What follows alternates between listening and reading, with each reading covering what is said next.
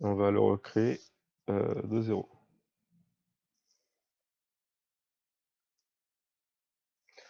Du coup, ici, on va se taper une console, un invite de commande. Et dans notre invite de commande, on va vouloir taper Symfony, New,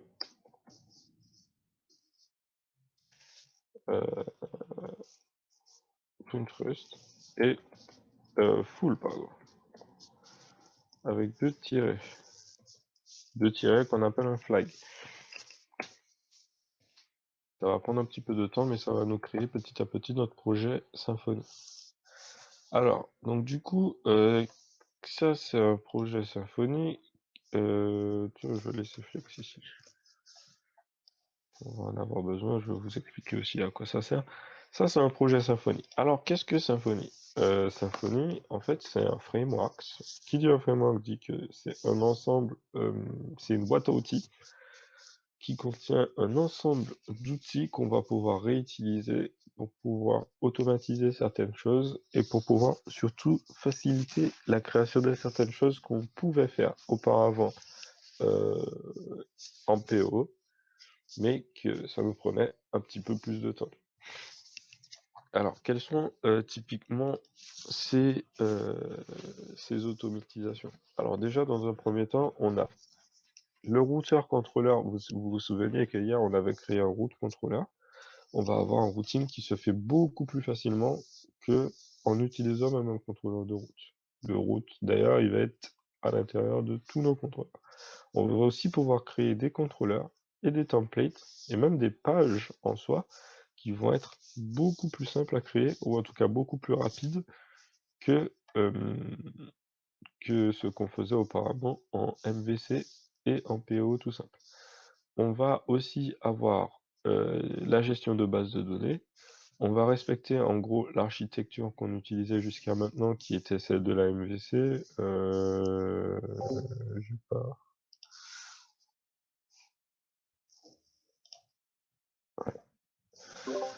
Qui était celui de la MVC, et donc du coup, on va respecter le même schéma, mais l'avantage qu'on va avoir par rapport à ça, c'est que au niveau de la MVC, Symfony automatise la plupart des processus que nous, il nous revenait entre guillemets à être fastidieux d'être utilisés. Alors, typiquement, quels sont ces processus? Au niveau des vues, les processus qui sont automatisés, c'est la création même de la view.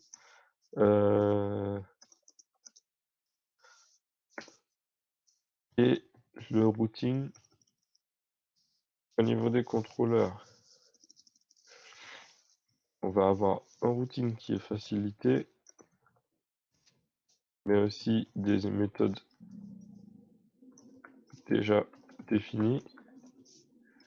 Vous allez vous rendre compte qu'en fait, on va passer beaucoup plus de temps à être, par exemple, sur la console qu'avant, tout simplement parce que on va taper beaucoup de choses dans la console. Et aussi, au niveau du modèle, on va pouvoir créer des bases de données, des objets dans la base de données. Pour le coup, comme je vous avais dit, il y a plusieurs façons de voir une base de données. Il y a la base de données purement procédurale, et il y a aussi la base de données qu'on regarde d'une manière ORM, c'est-à-dire une base de données orientée objet. Ce qu'on va pouvoir faire directement en utilisant Doctrine, c'est qu'on va pouvoir créer des entités. Avec Doctrine ici, on va pouvoir créer des entités qui vont nous créer des objets directement dans la base de données. Et Doctrine, lui, va s'occuper de faire en sorte que nous, on puisse utiliser des objets, mais en respectant, entre guillemets, l'architecture de SQL. C'est-à-dire que lui, il va faire le pont entre les deux, mais nous, on va pouvoir tout simplement continuer à utiliser des objets de la même façon. Donc, dans un premier temps, ce qu'on a fait, c'est que on a créé notre projet Symfony. Je vais juste taper Symfony Server List. Vous aussi, vous pouvez lancer un serveur list pour être sûr que vous n'avez pas de serveur lancé. Normalement, notre dossier, il est créé, notre dossier Poontrust. Si vous l'ouvrez, vous verrez qu'il y a énormément de choses dedans. On va les voir. Il est encore en train de créer l'Open Tourist. Ok. Vous verrez qu'il y a énormément de choses dedans. Ce qu'on va faire, c'est qu'on va l'ouvrir directement ici. On va pas save. On va l'ouvrir directement dans Visual Studio Code. Et on va pouvoir du coup s'expliquer un petit peu l'architecture de tout ça. L'architecture d'un projet Symfony. À quoi ça ressemble. Alors donc du coup, l'architecture d'un projet MVC. Nous on avait vu hier qu'il fallait qu'on respecte tout simplement un certain nombre de dossiers. On avait dit qu'on allait respecter l'architecture MVC et pour ça, ça passait par un dossier contrôleur, un dossier modèle et un dossier views. Nous, sur Symfony, on va pas du tout avoir, enfin, on va avoir plus ou moins la même architecture, mais elle va respecter un ensemble de dossiers qui vont être plus, entre guillemets, élaborés. Donc, on va avoir le dossier bin d'abord, qui va contenir console et PHP Unit. Console et PHP Unit, ça va être nos outils de base qui vont nous permettre de lancer euh, des actions directement à partir de la console et sur notre application Symfony. PHP Unit, c'est ce qu'on va utiliser généralement pour lancer des tests, directement depuis test ici. On a un dossier bin. Ensuite, on a un dossier config. Le dossier config, lui, va contenir la configuration, vous l'aurez supposé, la configuration de notre projet Symfony. Alors, on avait dit que Symfony, c'est un projet, mais comment ça marche? Symfony est un projet qui possède un ensemble de composants, c'est même écrit sur leur page d'accueil, c'est un ensemble de composants PHP réutilisables. Et donc, c'est exactement ce qu'il y a à l'intérieur de notre fichier config. Nos composants sont des packages, avec un ensemble de packages ici qui se sont installés automatiquement puisqu'on a tapé dans notre création de projet. On a créé notre page avec full. Donc ça a installé un ensemble de composants qu'ils savent qui vont être utiles lors de la création d'une page, d'une application web traditionnelle. Donc, à l'intérieur, on va avoir un environnement de développement, de prod, c'est-à-dire ce que vous envoyez en public, et de test, c'est-à-dire juste pour faire des tests. Alors nous, on va pas passer par dev, prod et test, on va tout simplement probablement passer par la prod, pour la simple et bonne raison que tout ce qu'on ferait en dev, ce serait exactement la même chose que faire en prod, puisque on n'a pas l'intention euh, de faire d'abord de la dev puis de la prod, puisqu'on va travailler sur un plus petit projet. Ici, vous voyez qu'il y a un ensemble de fichiers YAML, YAML, et qui contiennent un ensemble de configurations. Alors déjà, dans un premier temps, je peux vous expliquer. Ici, tous ces documents, tous ces fichiers sont des packages. Et ça, c'est leur configuration qu'il y a à l'intérieur. Elle correspond à la recette de ces, de ces packages. Et la recette de ces packages, en gros, explique à Symfony comment configurer et euh, comment lancer l'utilisation de ces packages. Alors, la recette de la plupart des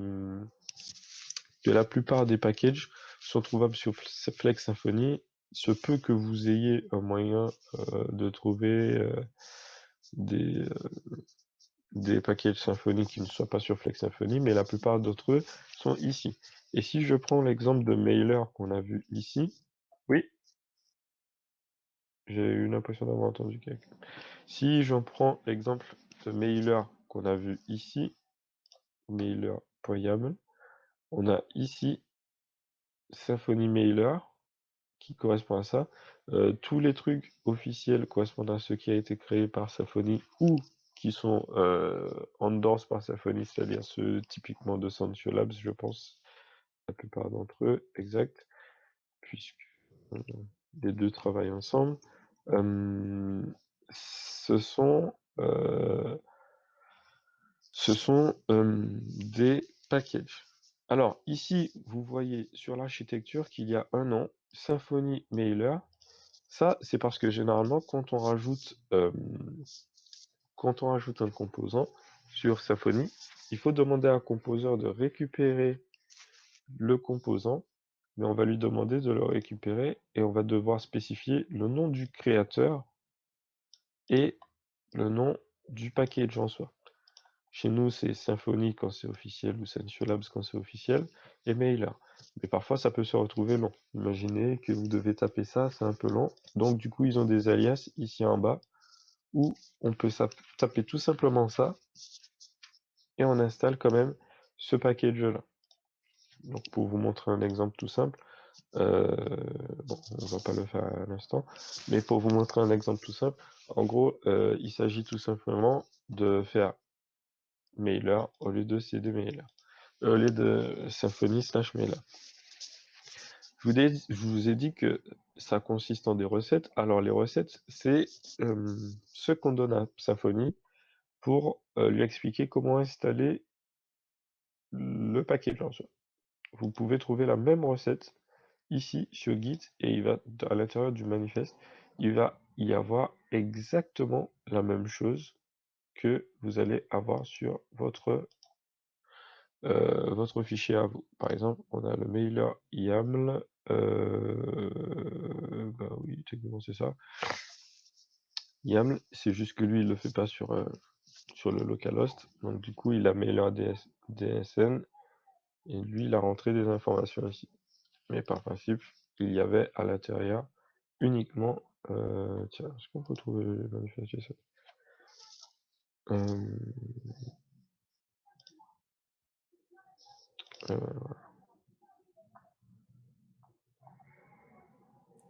Excuse-moi Axel, mais il y a un petit truc que je capte pas bien. oui, Les packages, c'est pas Composer qui est censé gérer tout ça? c'est Composer qui gère les packages. Mais Composer, c'est simplement quelque chose, c'est simplement bah, un outil, encore une fois, qu'on utilise pour installer des packages sur Symfony. C'est Composer qui les gère. Ben, on va les faire maintenant. Normalement, tout le monde a terminé l'installation de son projet. Il se peut que vous, Non, pardon? il se peut que vous ayez une petite erreur liée à Git. Ça En fait, peut. moi, le projet il est encore en train de se créer, hein. Ça fait un petit moment que j'ai lancé, alors je sais pas si c'est normal, mais j'ai toujours le créa running composer.phare, et cetera, avec le slash qui tourne.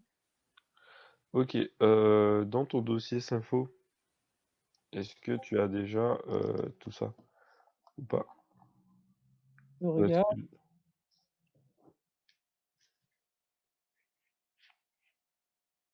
donc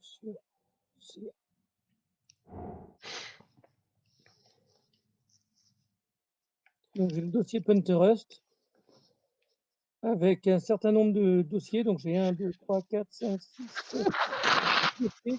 Pardon. 1, Oui, 2, 3, 4, 5, 6 dossiers. non 10, 10, ok. donc qui vont de bin à vendor, Ouais. et puis après j'ai une série de fichiers quoi. Ouais. NP.nvtest. Ouais. Ben normalement ça devrait pas poser autant de problèmes ton truc parce que du coup normalement ton dossier il est quasiment terminé. Est-ce que tu avais installé Git? Oui, Ouais, peut-être que c'est juste le temps de setup Git. Quand vous avez installé Git, est-ce que vous l'avez lancé au moins une fois déjà dans un premier temps pour le lancer? Mais aussi, est-ce que vous aviez rajouté j'ai oublié exactement comment c'était, mais normalement, il y a une git config.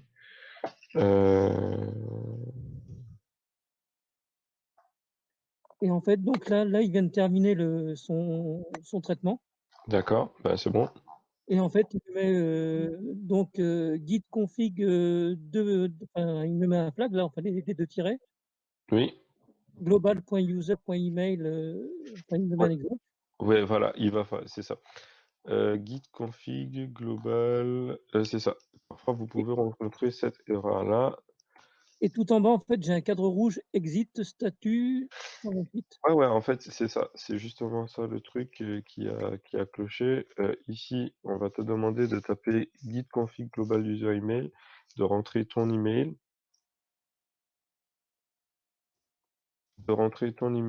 et de rentrer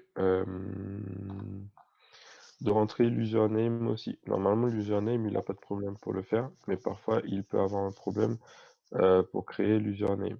Donc, l'user email. Normalement, il t'a mis la commande en entier devant et c'est git config global user-email.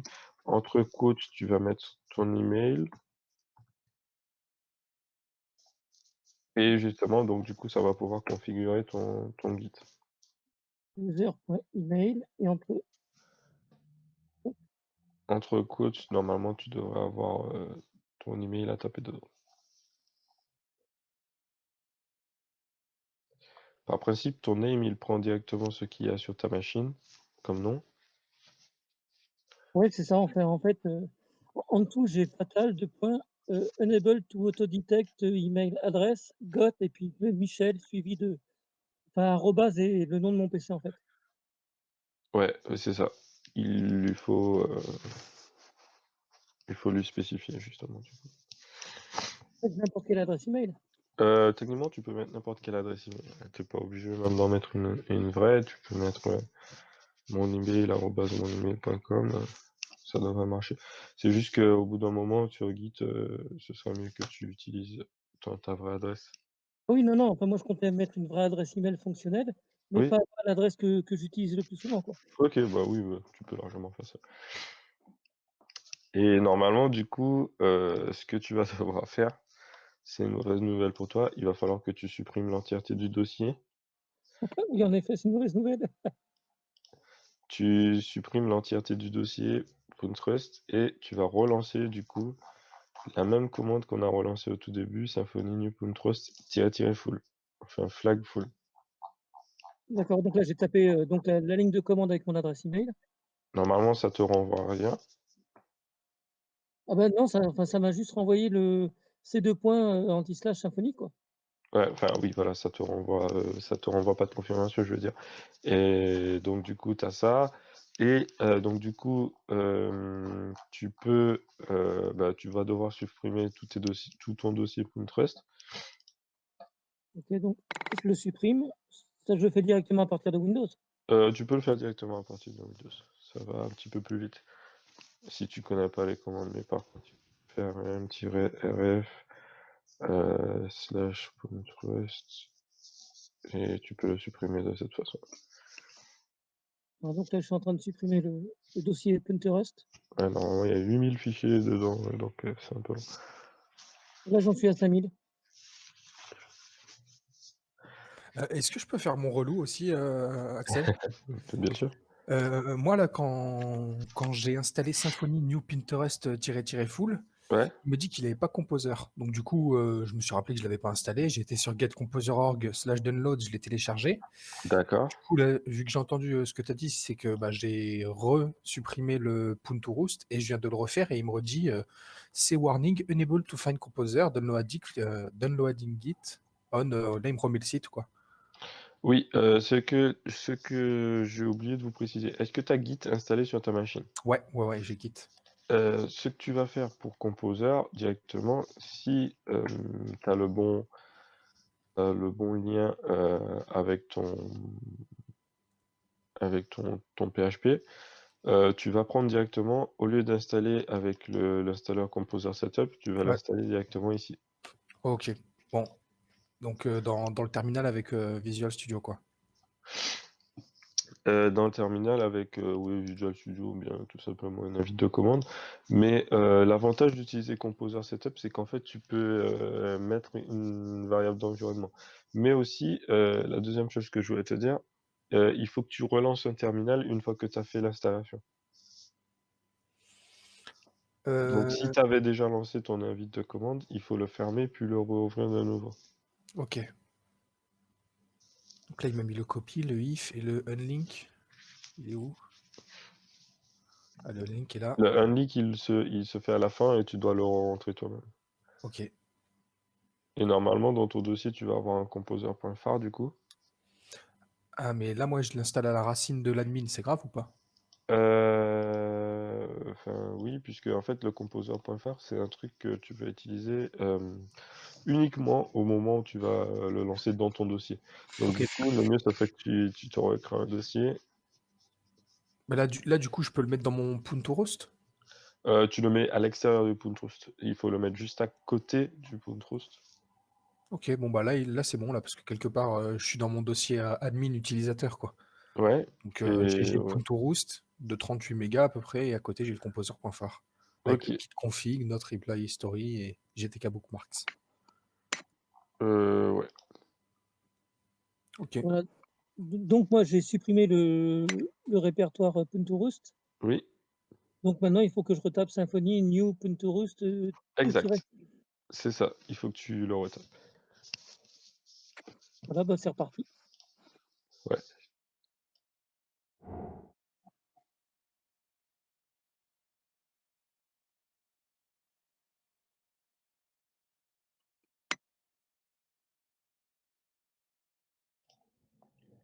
Donc du coup, ce que je vais faire, c'est que je vais continuer à expliquer un petit peu l'architecture d'un dossier Symfony. Il faut savoir que la plupart des projets ressemblent à la même chose. La seule différence qu'il y aura, c'est si je tape pas mon full, plusieurs dossiers ne vont pas exister directement. Déjà, dans un premier temps, je vais pas du tout avoir le même nombre de bundles, le même nombre de packages. Parce que Symfony, je lui ai pas précisé à mon installation que je vais utiliser une installation très basique, très complète, pardon. Donc du coup, il va pas me rajouter l'ensemble des trucs. Ici, on va avoir ici des premières choses qui vont être le routing. Le routing, il va exister tout simplement. Ça signifie que nous, on va pas avoir besoin de créer un routeur contrôleur. Les routes vont se faire directement à l'intérieur de la notation. Enfin, il utilise directement ici un ensemble de paramètres pour définir comment vont se faire les routes. Les routes, elles vont se faire par commentaire. On va avoir un certain nombre de contrôleurs sur lesquels, pour les routes, on va tout simplement avoir besoin de faire des commentaires sur notre contrôleur directement. Donc là, c'est l'ensemble de nos packages. On a les routes. Ici, on va avoir Bootstrap.php, Bootstrap.php, rien à voir avec Tutor Bootstrap, c'est celui qui s'occupe de créer la base de nos variables d'environnement et de savoir exactement comment on va les utiliser. Les variables d'environnement, je vais vous expliquer ce que c'est dans quelques instants. Punaise. Je vais vous expliquer ce que c'est dans quelques instants. C'est même à la racine de votre dossier. Ici, par exemple. Ici, on a un dossier bundles. Alors, le dossier bundles, tout ce qu'il contient, c'est l'ensemble des bundles qu'on va utiliser. Un bundle, c'est tout simplement les packages qu'on installe, ce sont des bundles. Dans les bundles, il y a un ensemble de... ils ont déjà entre eux un ensemble de dépendances, mais aussi c'est les outils qu'on va pouvoir utiliser, les composants qu'on va pouvoir utiliser dans Symfony. Donc route, comme je vous l'avais dit, c'est ce qui sert à définir comment vont fonctionner les routes. La route de base, ça va être qu'on va appeler le default controller vers index.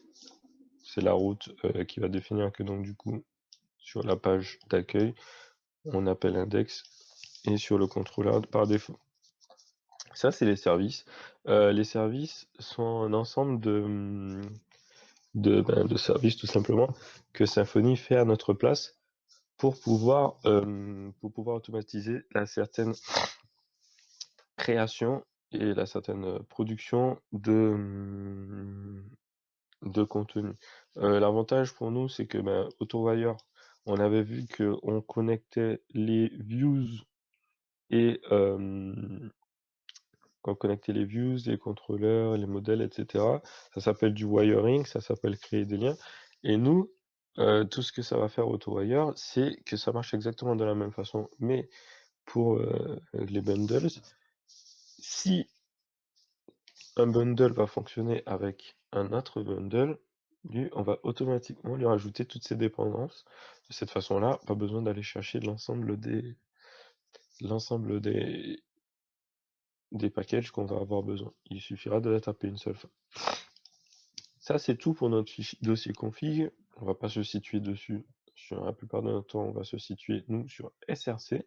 Mais on a aussi le dossier public. Alors, le dossier public, c'est ici qu'il va y avoir tous vos fichiers publics. Qu'est-ce que des fichiers publics? Typiquement, index.pht, style.css, ce genre de choses se trouvent dans public. C'est l'ensemble de nos variables publiques, de nos fichiers publics vont être ici. C'est tout ce qui va être accessible par le côté client de notre application. Et nous, de notre côté, on va surtout travailler avec le côté SRC. Alors SRC, c'est ici qu'il va y avoir l'ensemble des fichiers qui nous intéressent. Vous avez vu qu'on a passé beaucoup plus de temps sur les contrôleurs que sur autre chose quand on faisait le cours de MVC. C'est exactement la même chose. Ici, on va avoir l'ensemble de nos contrôleurs. Pour l'instant, il n'y a rien du tout simplement. Les entités, ce sont des objets. Ce sont des objets qu'on va faire persister dans la base de données.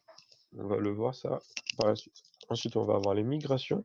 Les migrations, ce sera un processus dont Doctrine s'occupe, qui, lui, va s'occuper de faire en sorte qu'on puisse utiliser nos bases de données, des requêtes SQL sur nos entités. Et le repository, c'est celui qui va contenir l'ensemble de nos entités, mais surtout l'ensemble de la gestion entre eux, mais pour ça, il faudra que je vous montre avec un exemple. Et le kernel, le kernel signifie, on va dire, l'environnement de base sur lequel on va lancer notre projet. On va retrouver plusieurs fois ce kernel autre part parce que beaucoup de choses partent du kernel pour pouvoir s'exécuter. Ici, on va avoir les templates. Les templates, c'est l'équivalent de notre dossier views. Vous voyez que ça marche de cette façon-là. On va avoir accolade plus des pourcentages pour afficher des choses, double accolade pour réaliser un affichage de variables et accolade plus dièse pour faire des commentaires. La différence entre les commentaires en PHP et sous Symfony, typiquement, c'est que moi, je tape mon commentaire ici, sous Symfony, ce commentaire ne va pas du tout dans le navigateur de mon client. Tandis qu'en PHP, je tape un commentaire et je vais le retrouver ici, quelque part. Je vais trouver la balise commentaire qui existe. Il y en a forcément une.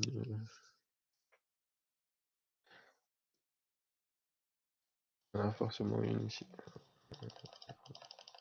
Ou bien ils ont utilisé tout simplement la format. Et en gros, oui.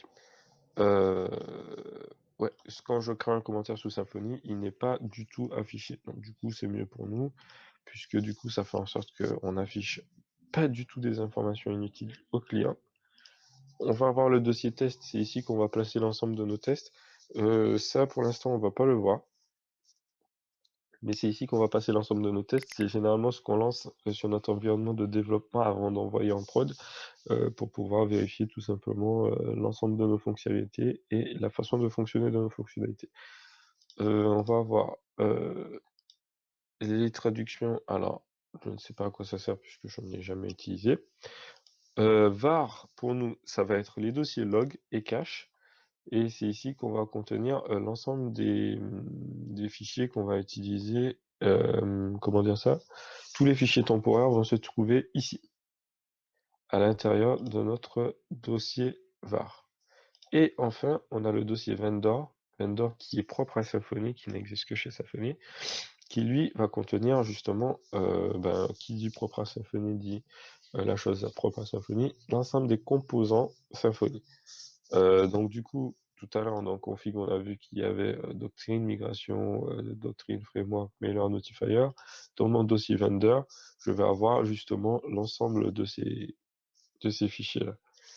Doctrine, cache, bundle, migration, on avait mailer plus bas, mailer c'est Sensio, je crois. Mais en gros, c'est ici qu'on va retrouver l'ensemble de nos composants et comment ils marchent. Non, mailer c'est ça, donc du coup il est ici. Voilà, typiquement. Par principe, moi j'avais lancé un ensemble de requirements qu'on allait avoir besoin, mais il me semble que en faisant le dossier full, on va déjà utiliser l'ensemble de ces requirements.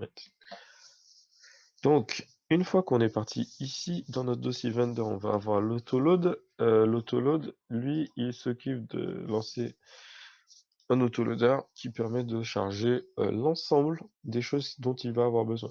Alors, l'ensemble des choses, qu'est-ce que c'est? Tous les composants, nos classes, etc., vont être récupérés ici, dans notre autoloader. C'est une fonction de base de Composer et donc du coup, nous, on n'a pas besoin de nous en occuper, pas besoin de créer un autoloader de nous-mêmes. Ici, en .env, il s'agit de notre fichier qui s'occupe de créer nos variables d'environnement. Alors, je ne sais pas si vous vous souvenez, quand on a cherché justement ici, on modifiait des variables d'environnement système. C'est pour expliquer à notre système dans quel environnement on travaille. Tout simplement, par exemple, la variable path, on lui rajoutait que nous, on va utiliser PHP plusieurs fois, et ce serait bien que dans la console, tu mettes le chemin pour aller à PHP. Et donc, de cette façon-là, que j'ai pas besoin de taper moi-même tout le chemin par moi-même. Ici, c'est plus ou moins la même chose. On dit à notre environnement, en l'occurrence, c'est notre application web. On dit à notre environnement l'ensemble des propriétés dont il va avoir besoin. Par exemple, on lui dit d'abord dans un premier temps que on est dans un environnement de développement. Parce que toute application Symfony, si on ne le précise pas, commence par un environnement de développement par principe. Mais ensuite se traduira en projet une fois qu'on aura décidé. Ici, on va avoir un token de l'application. Ce token, c'est une façon de sécuriser pour nous. Ce sera une façon de sécuriser pour nous certaines transactions, certaines migrations qui vont se faire. On pourra en le rajouter par la suite. On va avoir les proxys qu'on va rajouter ici. Ça signifie que par principe, si je lance mon serveur sur un proxy, Symfony serveur,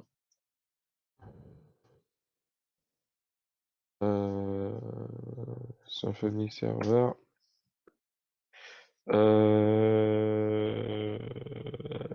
par principe, je peux lancer mon serveur Symfony sur des proxys. Ça me permettra par exemple dans ma barre d'adresse, au lieu d'avoir une adresse de cette forme-là, d'avoir par exemple un nom à la place. D'avoir, par exemple, j'ai pu écrire .rest.work-in-progress. Je peux le mettre ici. Ici, on va avoir aussi les variables d'environnement. Alors d'abord, dans un premier temps, c'était des variables d'environnement de Symfony. Framework Bundle, c'est le bundle de base de Symfony. C'est celui du framework. Ensuite, on va avoir ici celui de mailer. Le mailer, on lui explique qu'est-ce que c'est que son SMTP. Le SMTP, c'est le serveur qui s'occupe de l'envoi, de la récupération de mails. Comme on avait vu, justement, on avait créé une page de contact, mais on n'avait pas configuré notre SMTP. Un SMTP, c'est facilement trouvable. On en a toujours ici dans les paramètres de Google, d'email Google. Normalement, on a un serveur SMTP.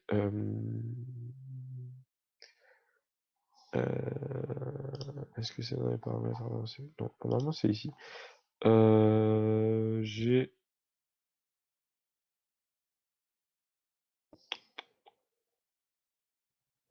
Bref, on a un serveur SMTP Google, donc par principe, si vous avez une adresse Google, vous pouvez récupérer, vous pouvez créer votre serveur SMTP relié directement à Google. Ça, c'était pour le petit commentaire. Donc du coup, ça c'est le SMTP de notre mailer, mais aussi on va avoir du coup des bases de données, puisque Doctrine s'occupe d'une base de données. Nous, on va devoir préciser notre base de données. Ici, par exemple, notre base de données, elle se situe ici puisqu'elle est MySQL. Nous, elle est root. Normalement, il n'y a pas de mot de passe. On a ici notre base de données. C'est pas ça. Ouais.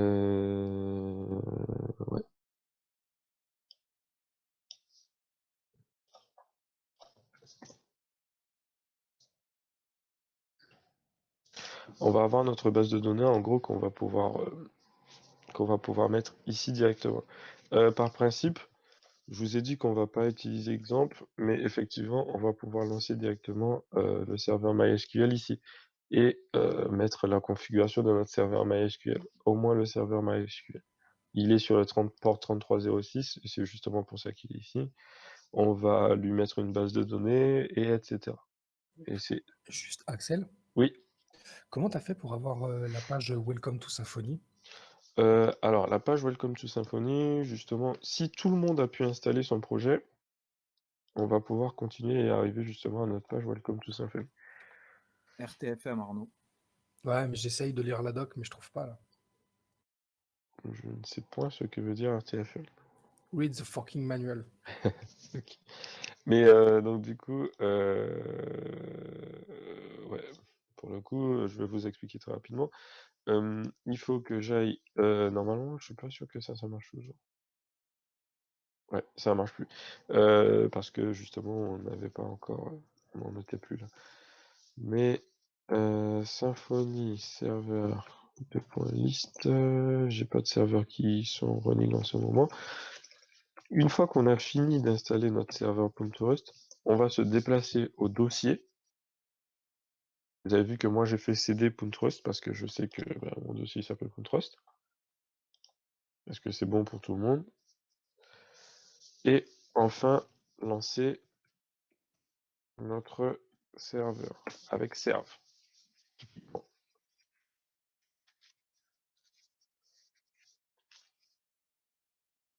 Et hop là. Voici notre page. Et j'ai la même erreur que tout à l'heure. Quelle est-elle? Celle où j'ai été obligé du coup de refermer le serveur pour pouvoir relancer, enfin renvoyer des commandes dans mon invité de commande. Oui, c'est normal, moi non plus je l'ai pas. Tu verras Ok. que moi non plus je l'ai pas. C'est parce que nous on va arrêter de lancer notre serveur de cette façon-là. Parce que justement ça nous empêche de pouvoir taper des commandes. Donc on va faire CTRL-C.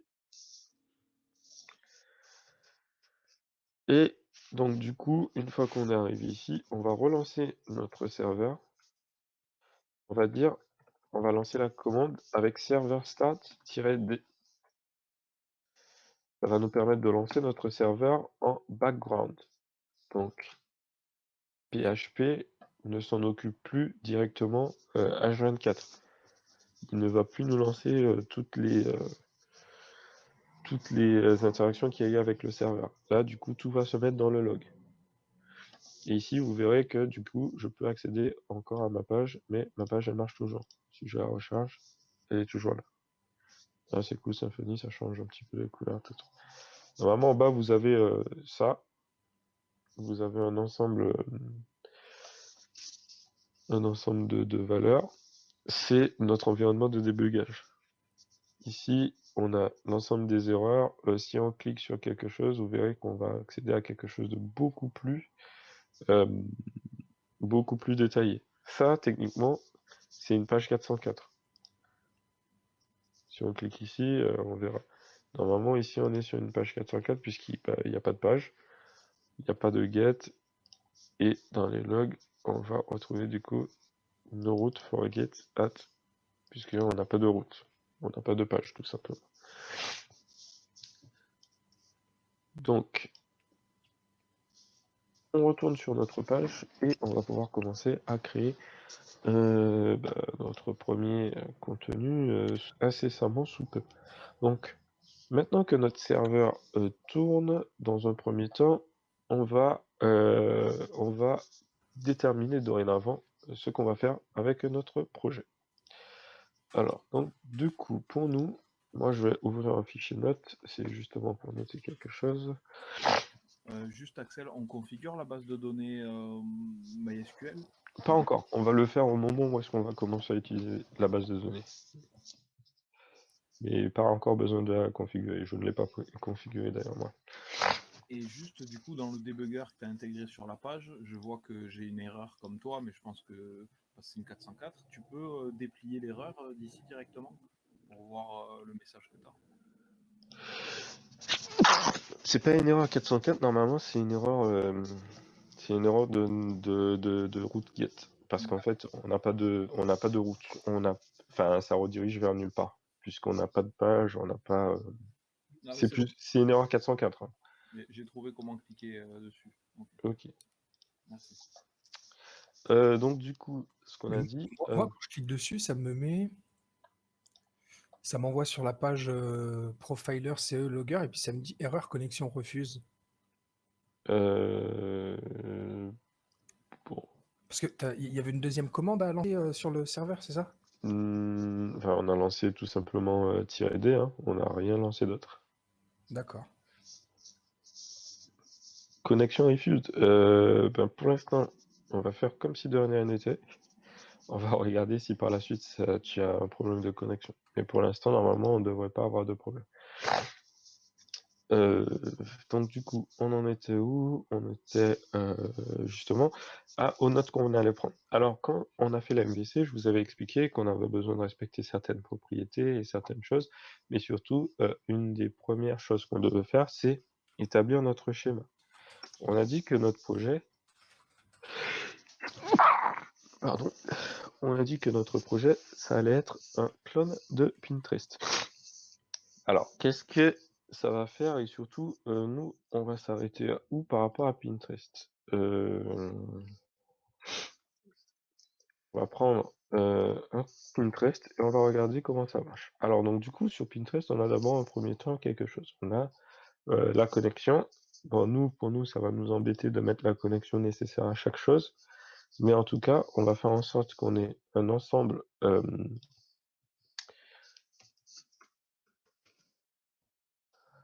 de pins sur lesquels qu'on a un ensemble de pins sur lesquels on peut cliquer, qu'on peut voir exactement, qu'il ait une espèce de l'image, la description, un titre, lui c'est une adresse mail pour le coup, le titre, et bon, on va pas mettre commentaires et photos puisque bon, ça va faire beaucoup trop, mais qu'on mette au moins la personne qui l'a créé. Et donc du coup, notre schéma de création, en tout cas les fonctionnalités que l'on souhaite, c'est connexion utilisateur, une connexion utilisateur, une page d'accueil qui contient l'ensemble des pins, un CRUD des pins pour les utilisateurs, avec des droits réservés aux créateurs du pin. C'est-à-dire que uniquement le créateur peut modifier ou supprimer son pin. Et un CRUD des pins. Ici, on va tout wrap. On a dit qu'on veut ça, une collection utilisateur, une page d'accueil qui contient l'ensemble des clés, le CRUD des pins pour les utilisateurs. Ça me semble assez complet. C'est exactement ce qu'on veut là-dessus. Donc du coup, ça ce sont nos fonctionnalités qu'on va souhaiter. Alors comment ça va se passer? Donc du coup, procédure pour y parvenir, ça va être une database des utilisateurs et des pins. Alors, ce qui va être très marrant pour vous de voir pour la première fois, c'est qu'on va pas créer une base de données par nous-mêmes. Enfin, oui, on va la créer par nous-mêmes, mais on va pas aller la créer entièrement dans PHP-MyAdmin. Ce qui a de très intéressant avec Symfony et généralement avec faire un projet via une console, c'est qu'il y a un ensemble d'actions qu'on peut lancer directement depuis notre console qui vont faire, qui vont avoir des répercussions assez intéressantes, comme créer une base de données, créer même plusieurs bases de données, créer des entités, créer etc., toutes sortes de choses, et même créer un CRUD, c'est-à-dire ne pas avoir à taper nos requêtes nous-mêmes. C'est d'ailleurs pour ça que je ne crée plus de requêtes. Donc, database des users et des pins, des views. Pour le coup, un formulaire de connexion et de création, édition de pins. Ouais, on a ça. Database des users et des pins, un formulaire de connexion et de création et édition de pins. Et donc du coup, une page d'accueil de présentation des pins. Voilà. Les fonctionnalités qu'on va avoir, les procédures qu'on va suivre. Donc du coup ici, normalement, on a déjà un premier plan qui se dessine. On va avoir deux bases de données, enfin une base de données avec au moins deux tables, des utilisateurs et des pins. On va avoir, au niveau de nos vues, on va avoir un formulaire de connexion, un de création et un d'édition, donc ça nous fait déjà 3 formulaires, 3 pages. Une page d'accueil, 4 pages de présentation des pins. Et même on pourrait mettre une page de profil avec les pins de l'utilisateur. On fait 5 pages. Qui dit 5 pages, il dit qu'il va y avoir un certain nombre de contrôleurs qui vont être associés à ça, puisqu'il va falloir faire le relais entre les utilisateurs et les pins. Donc du coup, 3 en route. Donc du coup, ce qu'on a déterminé tout simplement jusqu'à maintenant, c'est que on aurait du coup tout un ensemble de fonctionnalités à respecter. On a accès à notre serveur qui a été lancé. Ça va être le bon moment pour nous, du coup, de pouvoir commencer à réaliser notre projet. Je...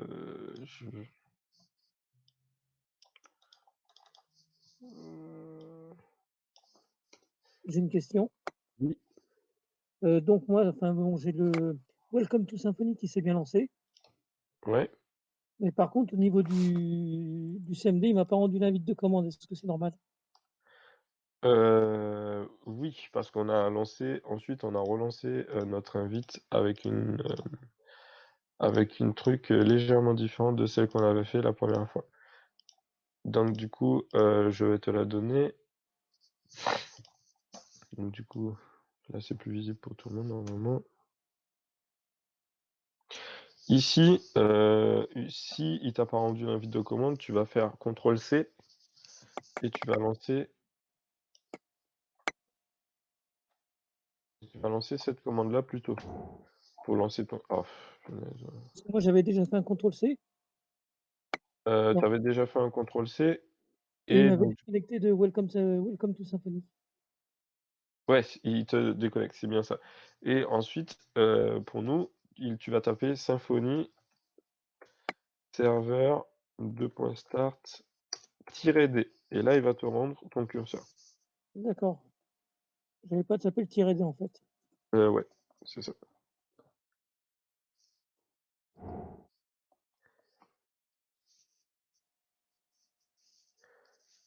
Voilà, c'est bon. OK. Je vérifie simplement si le Welcome to Symfony fonctionne. Pardon? Non, c'est bon. Je regardais simplement si le Welcome to Symfony fonctionnait. Ok, Si j'avais la page. Donc là, c'est ok, bon, là, j'ai tout ce qu'il faut. ok, bah c'est parfait. Et donc du coup,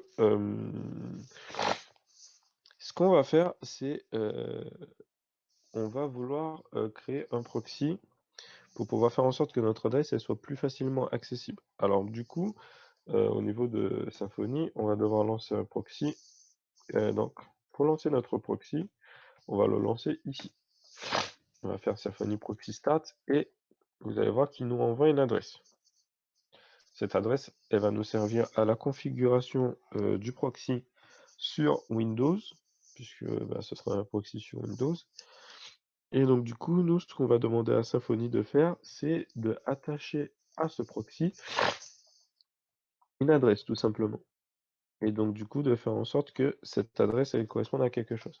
Donc déjà, dans un premier temps, on va récupérer notre adresse.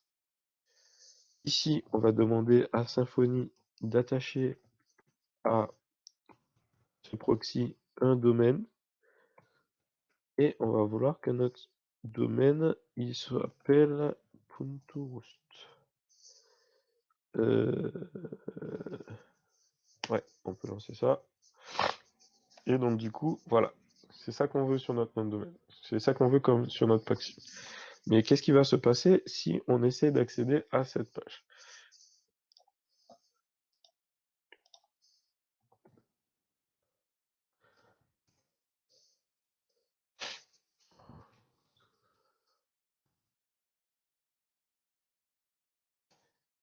Et donc du coup, on verra, il n'y a rien du tout qui s'affiche. Pourquoi? Ben, parce que dans Windows, il faut tout simplement ajouter notre proxy à l'intérieur de notre boucle de proxy. Donc ici, on va taper proxy, on va demander d'utiliser l'adresse de script qui est celle-là qu'on nous avait donnée. Et maintenant, on enregistre.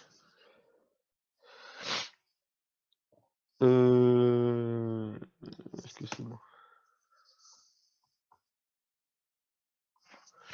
Non, oui, c'est vrai, j'ai oublié quelque chose. Donc du coup, sur Symfony, il faut lancer le script de proxy, c'est proxypack je crois.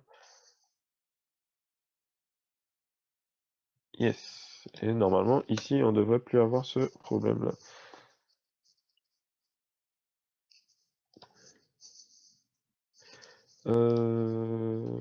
Est-ce que c'est bien ça qu'on avait demandé comme proxy?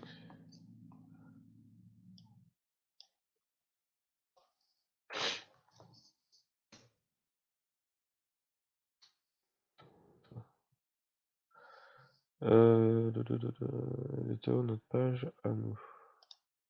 Attention, ça fait mon profil là, ici.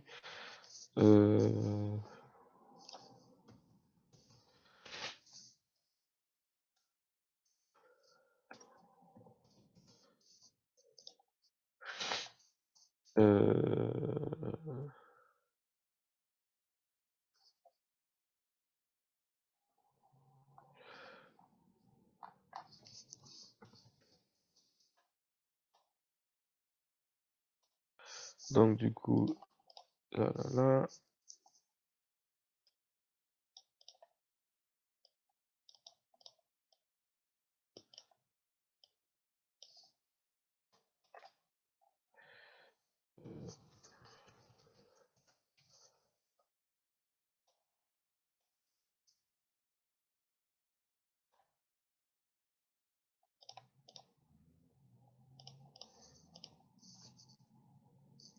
Ça devrait être bon maintenant.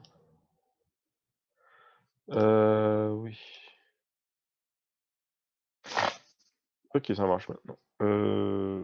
J'ai juste un petit problème ici. Mon certificat n'est plus valide sur Symfony. Bon, il va falloir que je réinstalle mon certificat, mais bon, vous avez compris, ça marche un petit peu comme ça. Pour le coup, le proxy, vous n'êtes pas obligé de le créer, vous n'êtes pas obligé, pardon, de l'utiliser, mais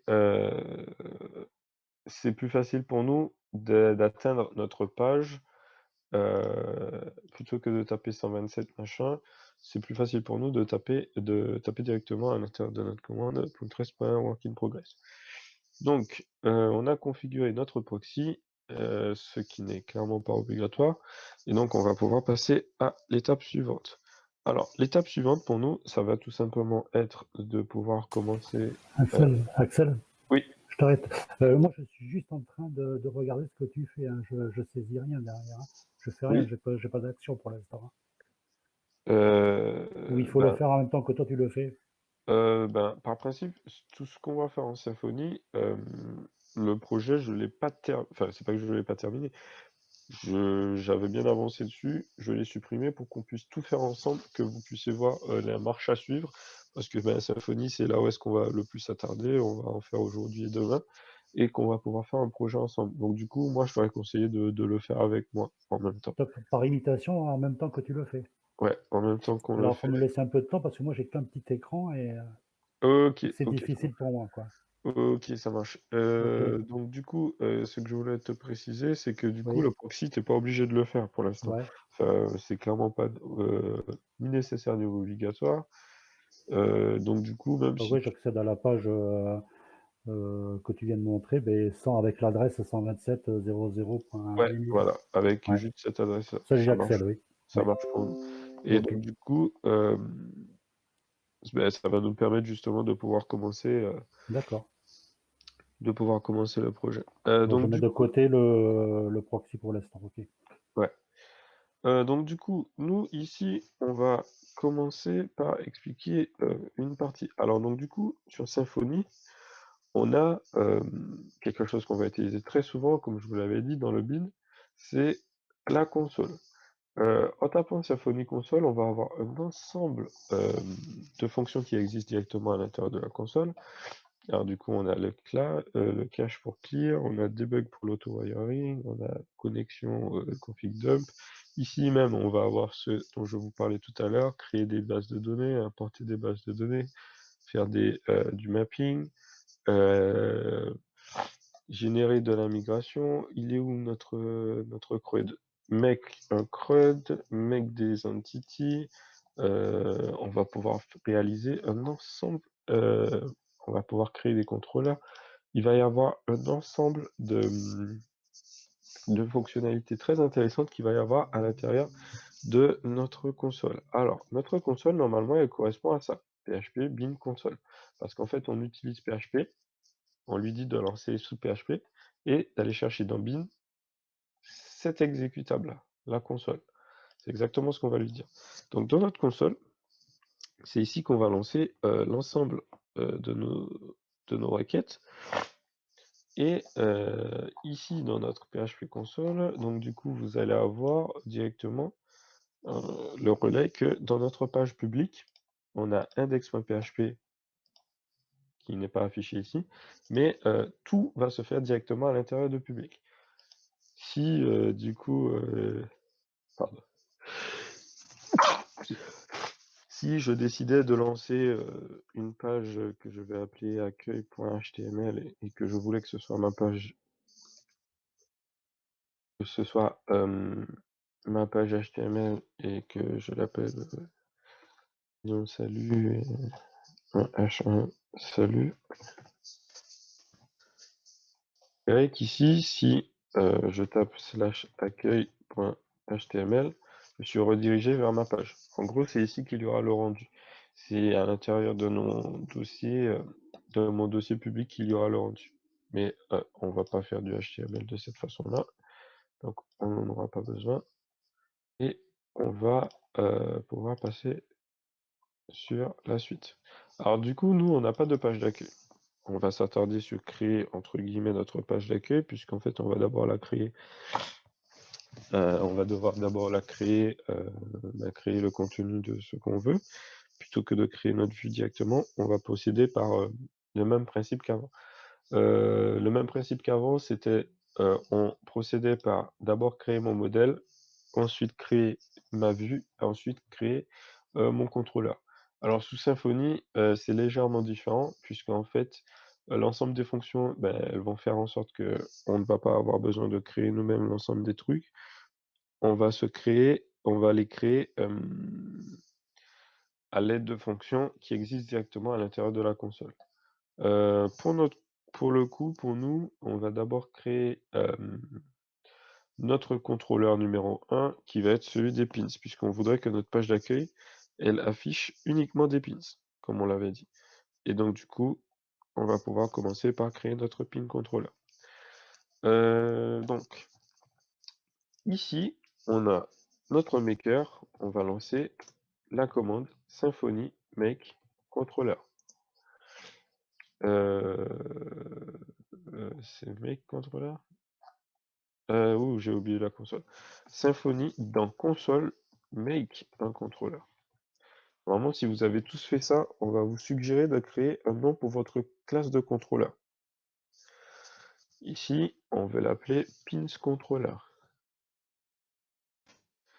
Et vous verrez que ça nous a créé plusieurs fichiers.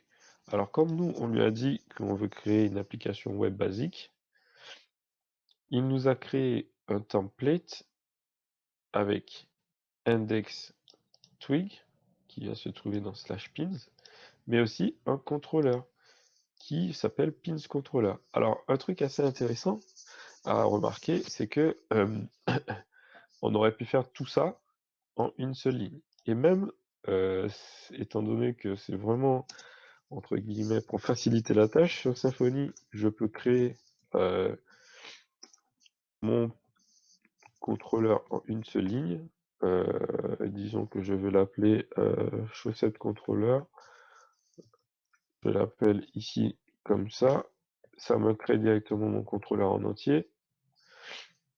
Mais pour faciliter encore plus la tâche, Symfony respecte la PSR, c'est-à-dire donc du coup toutes les règles de nomination. Donc si, comme je vous avais expliqué, le contrôleur il s'appelle toujours son objet plus contrôleur juste après. Si ici je décide de supprimer tous les contrôleurs parce que bon, on va pas tous les utiliser. En réalité, on va en utiliser aucun.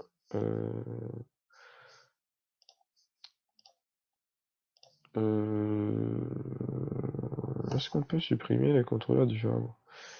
Je me demande. Ouais. On va les supprimer.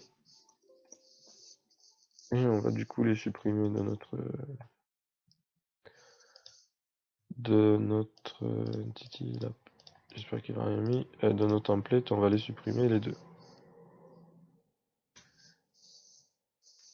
Si maintenant, tout simplement, je voulais créer mon contrôleur pins en une seule ligne, il me suffit juste de taper le nom de l'objet en question, le nom du contrôleur. Symfony s'occupe de rajouter les recommandations PSR. Donc du coup, il va avoir pins controller. Même si je l'avais tapé en minuscule, ça l'aurait tapé exactement en studly case, parce que c'est exactement comme ça qu'on le tape dans la recommandation. Et du coup, il m'aurait tapé pins controller, pins index. Il aurait créé l'ensemble des documents dont on avait besoin. Vous vous souvenez que normalement sur la MVC, on avait dû créer le contrôleur, on avait dû créer aussi la view nous-mêmes en prenant le nom. Donc du coup, c'est dans un premier temps juste pour créer notre contrôleur. Dans notre contrôleur, maintenant, ce qui va nous intéresser, c'est justement de pouvoir créer non seulement la route vers notre contrôleur, vers notre page, en l'occurrence notre page d'accueil, et aussi pouvoir créer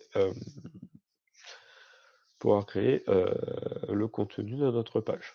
Donc du coup, ici, nous, on va avoir notre pins controller qui nous intéresse. Il se situe dans le dossier src controller pins controller. Et ce qui va nous intéresser, c'est de voir tout simplement qu'est-ce qu'on peut faire sur cette page. Sur notre contrôleur, on voit qu'il y a un ensemble de choses qui ont été créées.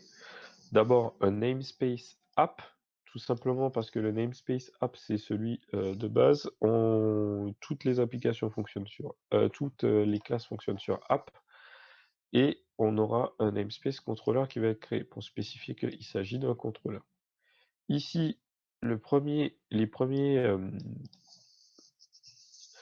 dépendances que le dossier Symfony, que le fichier Symfony nous crée automatiquement sont la dépendance abstract controller.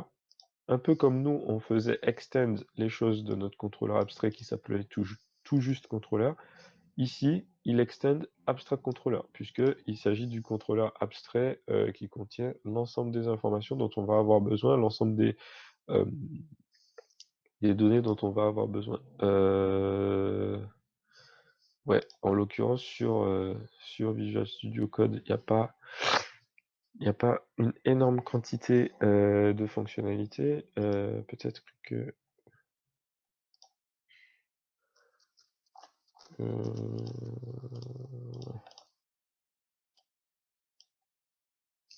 Ouais, je sais pas exactement sur Visual Studio Code comment utiliser. Moi, j'utilise PHP Storm pour faire du Symfony.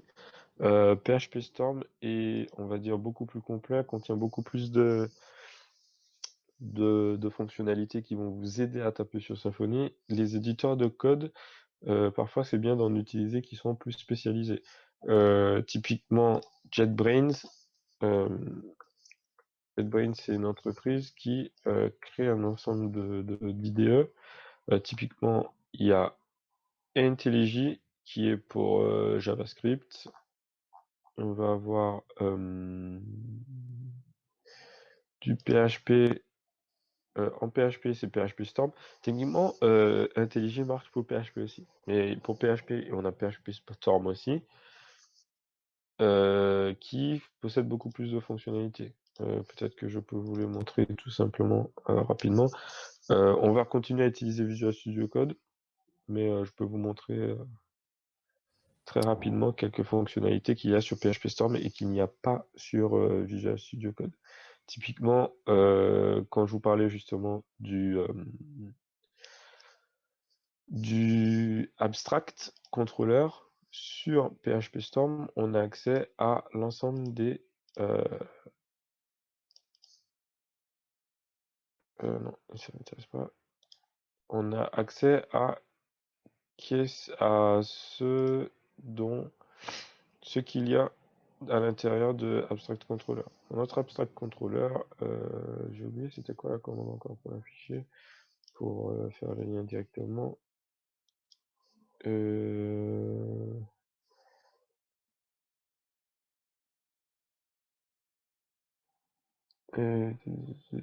crois que c'était avec machin, non, c'est pas ça. Ouais, bon, je pourrais pas vous montrer pour le coup. Mais en gros, à l'intérieur de notre Abstract Controller, on a un ensemble de méthodes qui ont été créées directement par Symfony, qui ne sont pas dans notre dossier, puisque bon, c'est pas exactement ici. Oui, effectivement, ça va probablement être dans le vendor de Symfony. Symfony, Framework Bundle, Controller, Abstract Controller, exact. Ici, il a énormément de dépendances, énormément de méthodes qui ont été créées pour pouvoir les utiliser à la fin. Alors, set container, get parameter, typiquement, nous, on a utilisé sur le nôtre,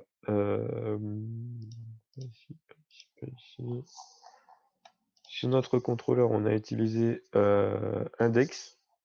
Index, c'est une méthode de abstract controller. C'est même pas exactement index, c'est response, je crois. Je trouve où ce abstract controller? Excuse, hein, là je suis.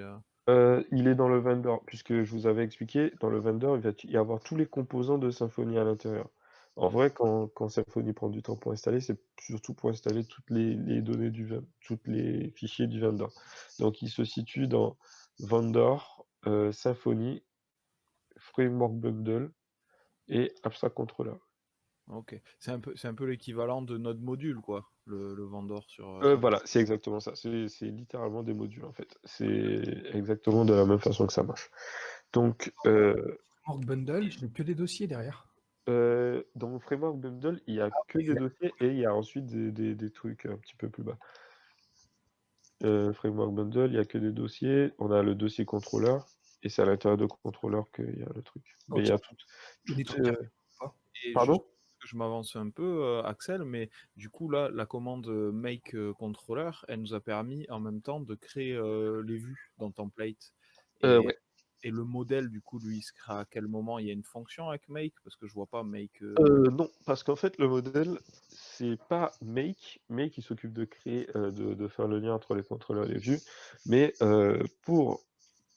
Mais en fait, je raconte n'importe quoi. On a aussi du make pour faire des liens à une base de données. Typiquement, make entity, c'est du modèle. Ça nous crée un objet. Je vais pas le faire pour l'instant, mais make entity, enfin, je vais vous montrer. Make entity, c'est créer un objet, une classe d'objet que je vais pouvoir créer, enfin que je vais pouvoir gérer depuis une base de données. Ça, de toutes les façons, je vais devoir le faire avec Doctrine. Mais ça, on va le voir ensuite. On va faire persister les pins qu'on va créer. Mais pour l'instant, on va d'abord faire en sorte qu'il y ait des pins qui s'affichent dans un premier temps. D'ailleurs, ça va pas nous prendre longtemps, on va y passer dans pas longtemps.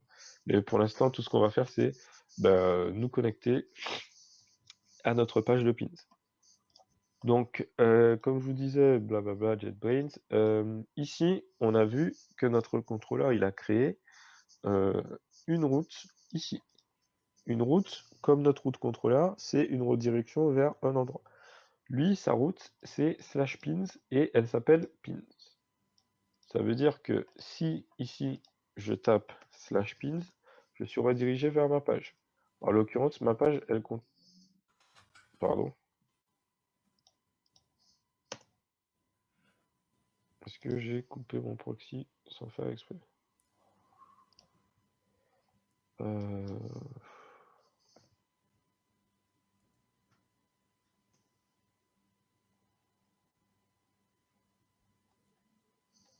Ah, connexion refusée, qu'est-ce qui se passe? Symfony serveur. Ah bah oui.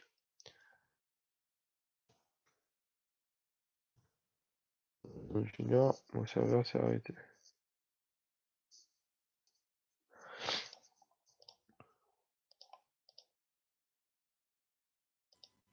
Et là, on arrive sur la page Hello Pins Controller, c'est ça? Yes, on va arriver sur la page Hello Pins contrôleur littéralement. Slash punto oh là là, mais qu'est-ce qui se passe sur mon serveur?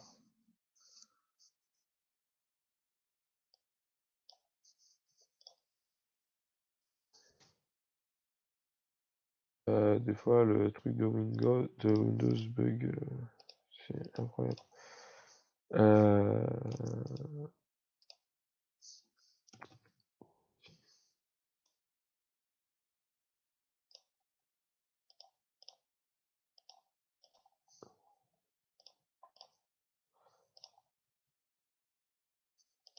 Vous y avez déjà accès, vous? Ouf. Ouais, j'y ai accès, ouais. Ça y est, moi aussi.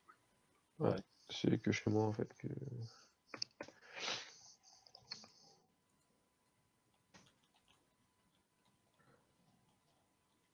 Proxy ne marche pas. Donc, du coup, on a la page, effectivement, qui marche. Donc, du coup, votre contrôleur est ici, etc. Donc, du coup, ça nous explique tout simplement que notre contrôleur, il se situe à quel endroit. En gros, notre contrôleur, il marche. On a même déjà notre view. Notre view qui se situe, comme on l'avait dit, dans template pins avec ça. Ça, on va pouvoir le modifier et faire en sorte que, justement, on affiche ce qu'on souhaite afficher, tout simplement. Pour l'instant, on va laisser notre base twig être de cette façon-là. On va pouvoir le modifier par la suite, mais surtout, on va pouvoir observer quelque chose.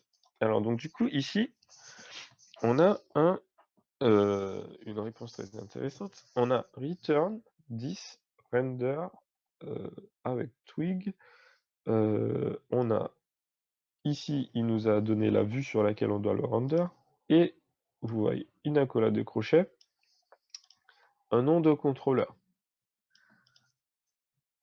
Ça sert tout simplement à nous envoyer ici à l'intérieur de notre page, mais aussi notre nom de contrôleur, on le retrouve ici. C'est une variable qu'on a envoyée directement à notre serveur.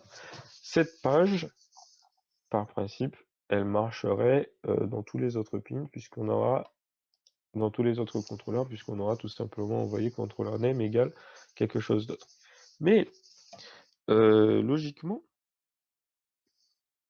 mon contrôleur, il effectue tout simplement un retour. Qu'est-ce qui se passerait si, effectivement, je tapais tout simplement quelque chose d'autre à l'intérieur de notre retour?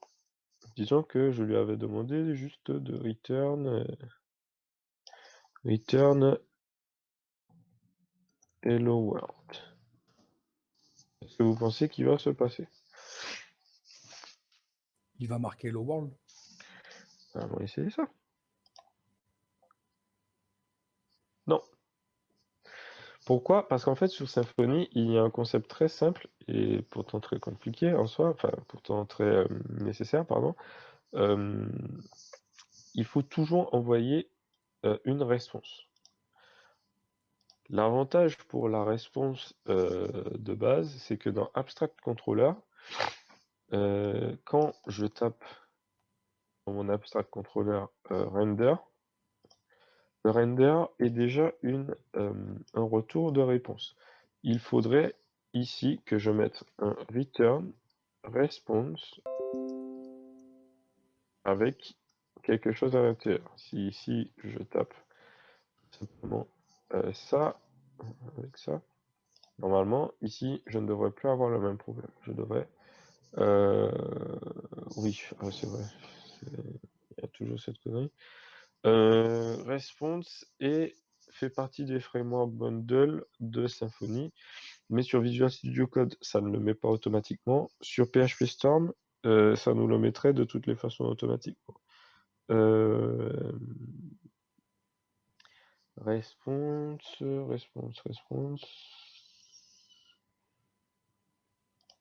Response, normalement. Parce que le contrôleur utilise aussi response, donc on doit pouvoir le trouver ici. Ici. Normalement, on va devoir préciser, enfin Symfony techniquement est censé, une fois qu'on tape le code dans un éditeur de code, préciser qu'on va utiliser ce bundle-là pour créer une réponse. Ici, ça, HTTP Foundation sont les bundles de composants de base pour la production de rendu HTTP. Donc ici, une fois que j'ai mis response, normalement ici, ça devrait marcher tout simplement. Ouais, une connerie que j'ai fait quelque part. Bundle object request.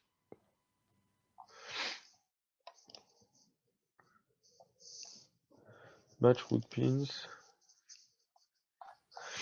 Et du coup, toi, Axel, dans ton index.html.twig, il me semble que tu avais la coloration syntaxique. Tu utilises un plugin pour ça? Parce que moi, c'est tout blanc en fait dans ce fichier. Oui, en fait, j'utilise le plugin Symfony. J'ai oublié de vous le préciser, mais parce qu'en fait, j'utilise Symfony for VS Code, mais aussi Twig, je crois. Ouais, moi, j'ai pris juste le plugin Twig et déjà, celui-là. Déjà, ça m'a bien coloré comme il fallait. Ouais, prenez Symfony for VS Code et Twig. Ça avance pas énormément. Enfin, j'ai essayé de mettre un maximum de trucs justement pour faire en sorte que ce soit un petit peu plus facile d'utiliser une console Symfony, mais bon, ça marche pas non plus exactement. On va dire que c'est pas 100% compatible. Donc du coup, je vous expliquais justement le response. Il va me falloir rajouter tout simplement la composant response. En fait, je pense que j'ai mal utilisé le composant response surtout. Parce que là, je vais bien faire appel à lui. Ah oui, voilà. Ça devrait être le new response. C'est un objet. Yes. Et donc du coup, on aurait quelque chose comme ça. Et voilà. Parce qu'en fait, sous Symfony, il faut que l'ensemble de nos retours se passe à l'intérieur de response. C'est comme ça que Symfony marche tout simplement. Par principe, nous, on n'aura pas forcément besoin de taper le response nous-mêmes, puisqu'en fait, on utilise des fonctions qui appartiennent à l'abstract controller, qui, elle, utilise des responses directement. Render, c'est une fonction response. Est-ce qu'il n'y aurait pas moyen de laisser... c'est vraiment le contrôleur. On va laisser ça ici. Render view, juste render. Voilà. Render, c'est quelque chose qui produit une réponse. Produit une new response avec le contenu à l'intérieur du contenu de ce qu'on aura mis comme fonction. Et ça nous produit une réponse. On pourra avoir totalement la même chose si dans notre pins controller, ici, on décidait de lui envoyer par exemple du JSON. On peut lui dire retourne-moi ça en JSON. Je crois pas que les arguments soient corrects, mais ouais. Exactement ça. J'ai envoyé, les données que j'ai envoyées sont pas correctes. Mais oui. En gros, il peut aussi produire du JSON. C'est aussi une réponse. Mais en gros, c'est ça. Il va falloir faire en sorte qu'il y ait toujours une production de réponse à la fin de votre requête. Il faut toujours faire un retour de réponse. Maintenant, donc du coup, nous, tout ce qu'on voulait, c'était avoir notre pins sur notre page d'accueil. Alors, pour avoir nos pins sur notre page d'accueil, il va falloir qu'on affecte tout simplement un critère, c'est notre route. Ici, notre route, elle redirige vers /pins. Et d'ailleurs, elle a comme nom pins. Donc, vous voyez que du coup, ça nous renvoie vers la page /pins. Mais si ici, je voudrais que ce soit tout simplement à ma page d'accueil, ben, je change ma route. Ma route, je mets /, je peux enlever le name pins. Et ici, ma route redirige, ben déjà mon pins ne marche plus. Mais surtout, ben, ma page d'accueil, c'est mon pins controller. Donc du coup, jusqu'à maintenant, par rapport à mon schéma que j'avais mis en note, j'avais dit que je voulais que mes pins se situent une page d'accueil qui contient l'ensemble des pins. Donc du coup, mon pin controller renvoie bien vers la page d'accueil. Ici, je vais pouvoir faire en sorte d'afficher l'ensemble de mes données directement sur ma page. Donc nous, comme toi, là, on supprime le /pins, on laisse juste le slash. Ouais, on laisse juste le slash et vous enlevez le name aussi. D'ailleurs, on va voir les noms de routes après. Puisque ça va nous simplifier pas mal certaines choses après. Et la syntaxe, elle nous fait croire que c'est un commentaire, non? Oui, voilà, parce qu'en fait, justement, c'est vrai que je ne l'ai pas précisé. Je l'ai vaguement expliqué quand on parlait dans le config. Nos routes, elles se font en commentaire. Alors, il y a plusieurs façons de faire des routes. Route Symfony, il me semble qu'il y a XML, YAML et annotation. La plupart du temps, on utilise des annotations puisque bon, c'est plus facile, ça va très rapidement. Des annotations, ça veut dire commentaire. Ça marche de cette façon-là. On entre un commentaire sous la forme /étoile pour le coup, notre route, puis ensuite étoile /. Ça fait un commentaire. Mais on pourrait très bien faire une route sous cette forme-là, avec en YAML, avec path blog, contrôleur qui contrôle la route. Mais vous voyez bien que c'est beaucoup plus long de taper ça comme ça que de taper tout simplement une ligne de commentaire. Enfin, 3 lignes pour le coup. Il y a des routes en XML, j'ai jamais utilisé, mais apparemment ça marche avec des balises. Et en PHP, j'ai pas utilisé ça non plus. Ce serait une fonction du coup. Mais les seules routes que j'ai déjà utilisées seraient en YAML et en annotation. Donc du coup, ça, ce serait la façon de créer des routes et surtout de les modifier. Ça marche effectivement sous forme de commentaires. Certains bundles de Symfony, ironiquement, utilisent eux-mêmes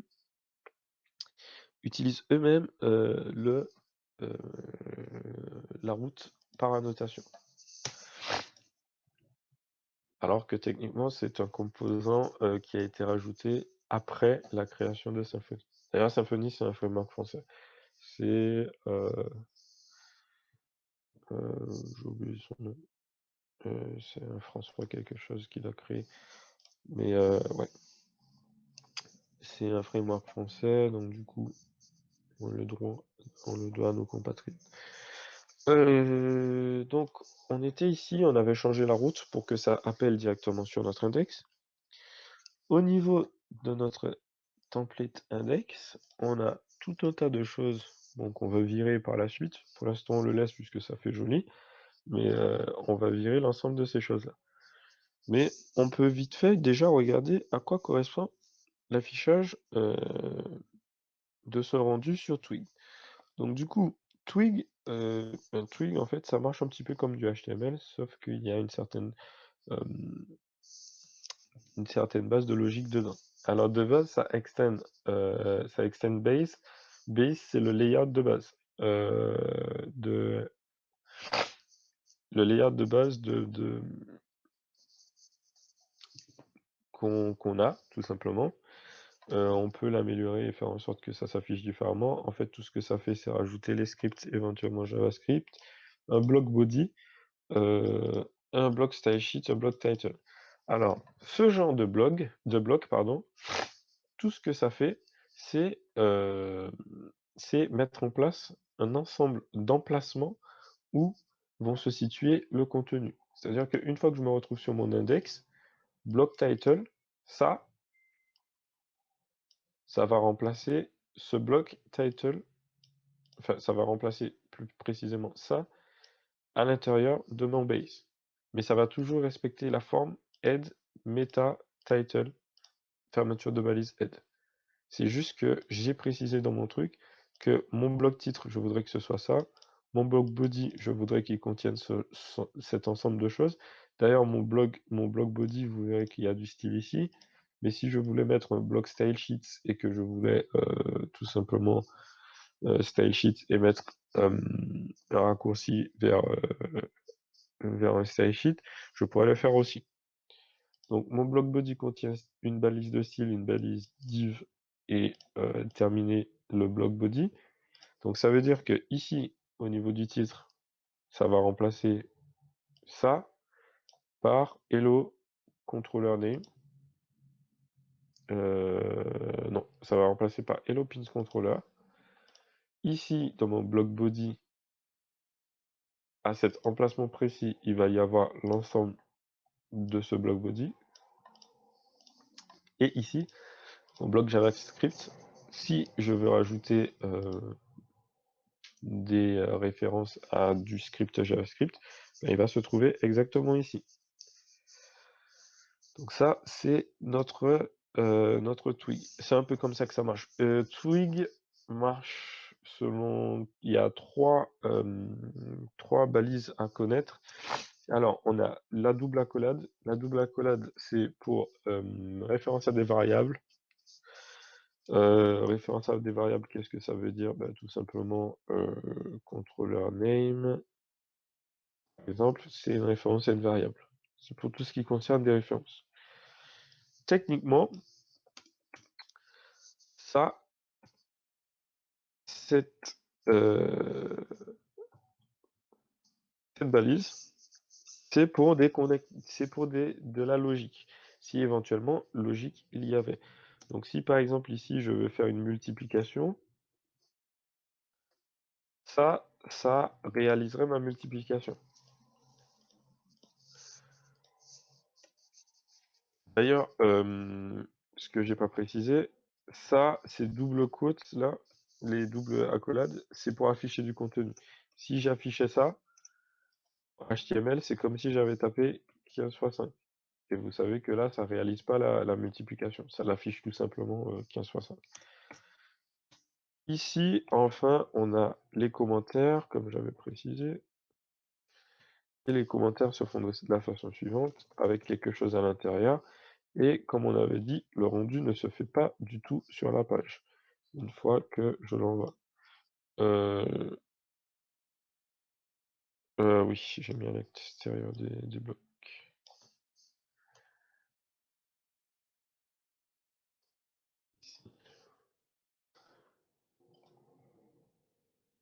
Mais du coup, quand tu dis que ça fait une opération logique comme le calcul, avec Twig, il est quand même du code en PHP. Pardon? Avec Twig, il y a tout. En fait, c'est logique qu'il y ait toujours du code en PHP parce qu'en fait, comment dire ça? J'ai oublié quelque chose. Avec Twig, il y a toujours du code en PHP pour la simple bonne raison que Symfony, c'est un framework PHP. Donc du coup, il va toujours y avoir, du PHP dedans. En fait, c'est des L'avantage, shortcuts, quoi, un peu. Pour, au lieu de voilà, faire tes balises PHP et tout et ça, voilà, tu mets ça dedans. c'est exactement. Mais tu fais référence à des balises HTML pour le coup, mais oui, ce sont des shortcuts. En fait, ça affiche. Ouais, enfin, oui, c'est vrai. C'est la balise PHP, un petit peu la même chose que de taper ça. Echo quelque chose. Enfin, ou bien tout simplement ça en l'occurrence. Mais en gros, ces accolades-là, elles servent justement à faire ça. Alors pour le coup, j'ai fait une connerie, je vous ai dit un peu n'importe quoi. Ce qui s'affiche à l'intérieur de ma balise, si je mets pas. Ouais, en fait, c'est ça la spécification. Si je le mets entre côtes, il s'affiche comme une string. Mais si je l'affiche à l'extérieur, ça réalise les opérations logiques. Par exemple, si j'écris le nom justement de la variable ici, je le mets différemment entre côtes et pas entre côtes, vous voyez qu'ici, j'ai pas besoin de faire de concaténation. Je peux taper tout à l'intérieur et ça va. Bon, je mets des espaces. J'ai pas besoin de faire de concaténation parce qu'en fait, ça réalise automatiquement les displays. Ça réalise automatiquement l'affichage de nos trucs. Et du coup, c'est quoi la différence avec l'ouverture d'accolade, pourcentage comme tu as L'ouverture dit? d'accolade pourcentage, elle se fait uniquement pour des facteurs logiques. Et en fait, ici, tout ce que ça fait, c'est de l'affichage, tandis que nos accolades, généralement, elles n'affichent que des opérations logiques. Uniquement des opérations logiques, des opérations qui correspondent à des trucs PHP, typiquement. Ici, c'est surtout pour de l'affichage. Ça revient à l'équivalent de taper un echo, tandis que ça, c'est comme une ouverture de balise PHP. Tu comprends? Ouais, mais sauf que dans le premier cas, avec les doubles accolades, tu auras toujours de l'affichage, même sur le résultat d'une opération logique. Oui, voilà, en fait, tu auras toujours Ok, de l'affichage. tu as ton Par écho, exemple, quoi. Ok, ouais, d'accord. c'est littéralement comme un echo, mais de taper la logique à l'intérieur. Avec nos balises, avec les pourcentages, par exemple, c'est ici qu'on va faire les boucles, qu'on va faire l'ensemble de ce genre de choses. Des boucles for, des boucles. D'ailleurs, ça se passe légèrement différemment sur Twig, mais c'est d'ailleurs plus simple. Mais oui. Et Axel, excuse-moi, mais est-ce que d'ici 10 minutes, vers la nuit, on pourrait faire une petite pause de 5 minutes? Moi, il faut que j'aille voir les gosses en 2-2. Oui, ça marche. Bah, si vous voulez, on peut faire une pause maintenant et puis Voilà. on se reprend à 30. Ouais, bah, parfait. Franchement, le temps de boire un café, d'aller voir les petits, et puis c'est bon, c'est parfait. Ok, ça marche. Je vous dis à Allez. tout de suite.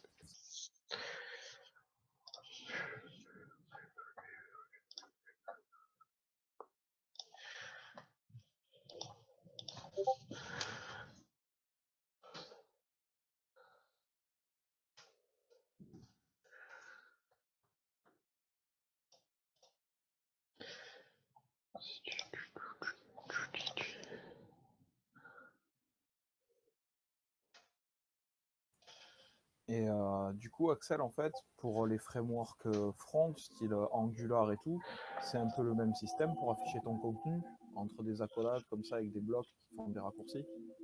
Attends, j'ai pas fait gaffe à ce que tu as. Attends 2 secondes.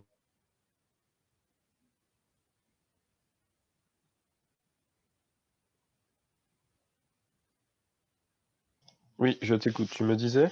Alors, je te disais, pour tout ce qui est framework front, style Angular et tout, il me semble avoir vu un peu le même système de notation pour rentrer tes blocs de code pour ton Euh, affichage.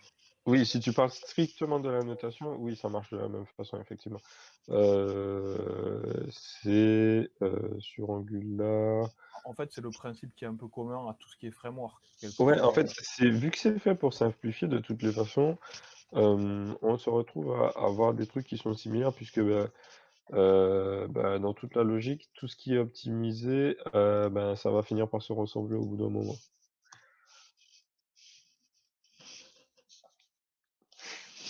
Donc du coup, on va pouvoir continuer. Donc du coup, on en était où? On en était à l'explication. Je faisais une petite explication rapide de comment ça marchait, l'affichage de Twig.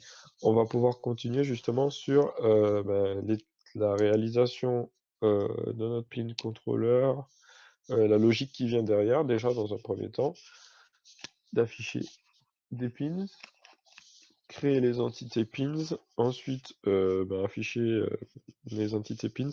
Dans un premier temps, nos pins, on va juste leur mettre un titre et une description avant de faire réellement nos pins avec des images et tout, puisque on veut surtout voir un maximum de choses avant de voir on veut voir un maximum de choses avant de pouvoir commencer directement à élaborer l'intérieur de notre projet. Donc du coup,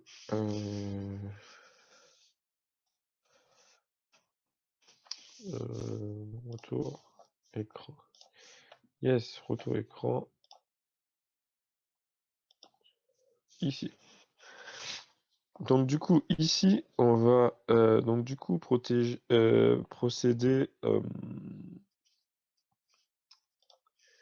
On va procéder ici. Je pense qu'on va faire la connexion à la base de données maintenant pour faire en sorte que justement on ait accès tout simplement à notre base de données, pouvoir créer nos pins et pouvoir les ajouter à une base de données. Donc du coup, il faut comprendre que sur une base ORM, contrairement à la PDO, sur une base ORM, on va jouer uniquement avec des objets. Et donc du coup, qu'est-ce qui dit objet dit des classes avec un ensemble de paramètres à l'intérieur, comme nous on avait fait sur notre ancienne donnée, sur notre ancien dossier, on avait me semble ID, username, password par exemple, typiquement sont des attributs qu'on donne justement à notre classe d'objets. Ça va s'appeler des entités.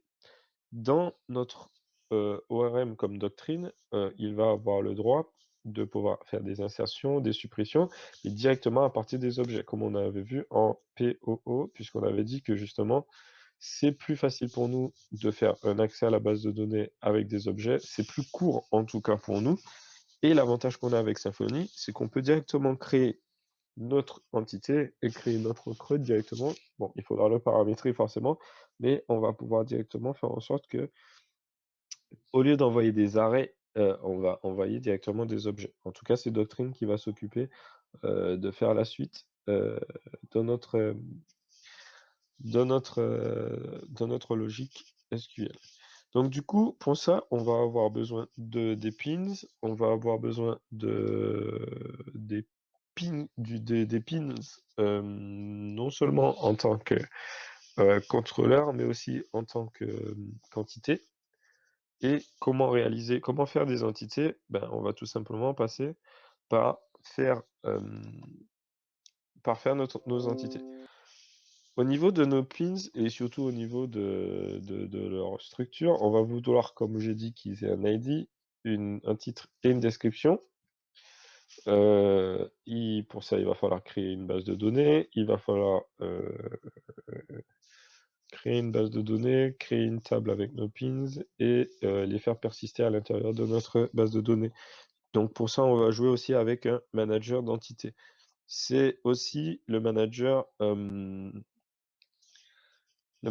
est aussi, un composant de Symfony. Donc du coup, ce sera pas à nous de devoir faire en sorte qu'il y ait forcément, des composants partout. Donc normalement, vu qu'il nous a mis les entités et les migrations, on va juste vérifier à l'intérieur de Doctrine si on va avoir certaines, du vendor, on va vérifier juste si on va avoir certaines des fonctions dont on va avoir besoin. Donc ici, on a l'ORM, ce qui est littéralement ce dont on va avoir besoin, la persistance, les migrations. Donc ça veut dire que le bundle Doctrine a été installé en entier, donc on n'aura pas besoin de faire des requirements. Mais juste pour la petite histoire, si vous créez un projet et qu'il n'a pas les, il n'a pas les, il n'a pas les composants que l'on souhaite, dans votre console, vous tapez à l'intérieur du dossier, vous tapez composer, require et le nom du composer. Par exemple, pour nous, c'est ORM. Il y a déjà un ORM, donc du coup, on va pas le faire. Et même, encore une fois, pour simplifier la simplicité, on peut faire littéralement composer rec ORM au lieu de taper require. Et à ce moment-là, on récupère l'ORM de chez Doctrine. D'ailleurs, ORM, c'est un alias de Doctrine parce que de base, c'est comme ça. Au fur et à mesure, on simplifie tout ce qu'il y a de plus simplifiable. Limite, bientôt, j'ai l'impression qu'on va taper comme ça. Et en gros, il y a tout ce qui est simplifiable, on le simplifie. Chez nous, on peut vérifier ORM. Normalement, il est déjà là. Alors, excuse-moi, Axel, mais Oui. là, les commandes que tu tapes ici, on est d'accord que pour pouvoir récupérer ou installer quelque chose de Composer, il faut déjà que ce soit rentré dans le composer.json. Non, justement, parce qu'en fait, tout ce qui est entré à l'intérieur du composer.json, il le crée lui-même. Le composer.json, de toutes les façons, je vais te le montrer. Par exemple, là, j'ai demandé de require ORM. Tu vas voir qu'il fait un ensemble de commandes. Il a fait un ensemble de commandes. Tout ce qu'il a fait, c'est de vérifier s'il y avait quelque chose à installer ou update.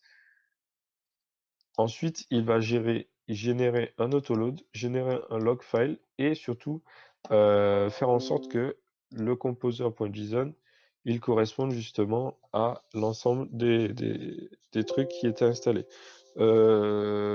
Ici, on a Symfony, c'est pas Symfony RMPack, c'est. Du coup, si je veux installer Ouais, des si, c'est ça. externes que je trouve sur Internet, je vais faire rentrer cette commande. Sur la doc, je rentre la commande associée pour l'installation. En fait, c'est exactement le même système d'installation qu'avec NPM. Oui, c'est exactement le même principe que NPM. La seule différence avec des trucs que tu trouves sur internet, c'est qu'il faut bien suivre, leur truc d'installation. C'est possible qu'eux, ils aient pas mis à l'intérieur de leur recette, par exemple, de changer la config et tout ça. Faudra bien faire gaffe justement à tout ça. Ça, Mais, par principe, tout se fait, automatiquement quand tu passes par Composer ou NPM. C'est le même principe.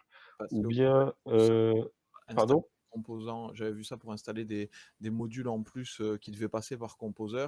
Et dans le processus d'installation, il fallait qu'on rentre les lignes à la main dans le composer.json.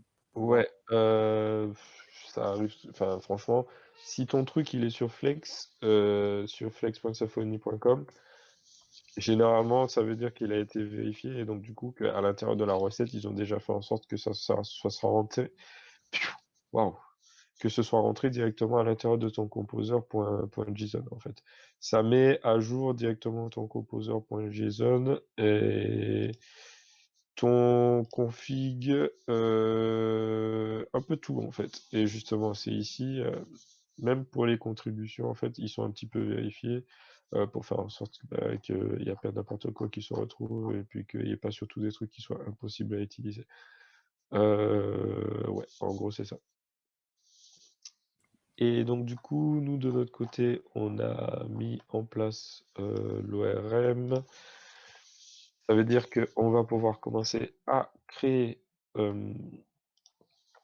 C'est un peu comme Yarn, je sais pas si vous connaissez, mais Yarn, c'est un petit peu la même chose C'est la même chose que NPM, c'est la même chose que Composer, c'est des managers de package, donc ça fonctionne exactement de la même façon pour toujours. Ça, c'est pour... Et Yarn, il fait pour PHP, c'est pas que pour du Node, Yarn? Non, justement, Yarn, c'est pour Node. Mais oui, je vous explique en gros les autres types de trucs qui font exactement les mêmes choses, mais pour des différents langages. Mais ils donnent exactement les mêmes résultats. Enfin, il faudra pas l'utiliser sur le mauvais langage, mais ils donnent les mêmes. C'est le même, quoi. Ok. Voilà, c'est la même logique, on va dire, derrière les trucs. Donc du coup, on a dit qu'on va créer notre base de données. Normalement, l'ORM, ouais, en fait, la différence, c'est que quand on crée l'ORM, parfois, il nous dit de faire une modification vers de notre base de données. Nous, on va le faire directement ici. Donc, sur XAMPP WOMP, ce que vous voulez, on va ouvrir le port MySQL, puisqu'on va utiliser MySQL. Et faites attention à quel est le nom du port ici. Ici, c'est 3306. Par principe de base, c'est 3306. Du coup, ici, on va avoir la connexion à notre base de données dans le .env, parce que c'est une variable d'environnement, notre base de données. Chez nous, on va avoir database URL, moi c'est root, puisque c'est localhost, en localhost, et le nom d'une base de données. Normalement, on va pouvoir entrer le nom de notre base de données et on va modifier. Si vous utilisez PostgreSQLite, non. Ce qu'on va faire, donc du coup, dans un premier temps, c'est créer notre entité.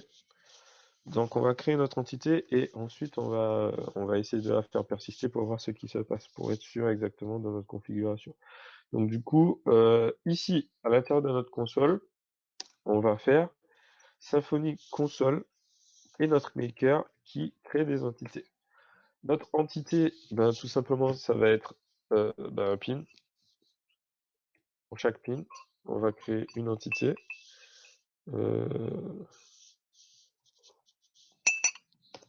Si. Et normalement, il a été créé. Donc, il a créé une entité pin et repo pour notre pin.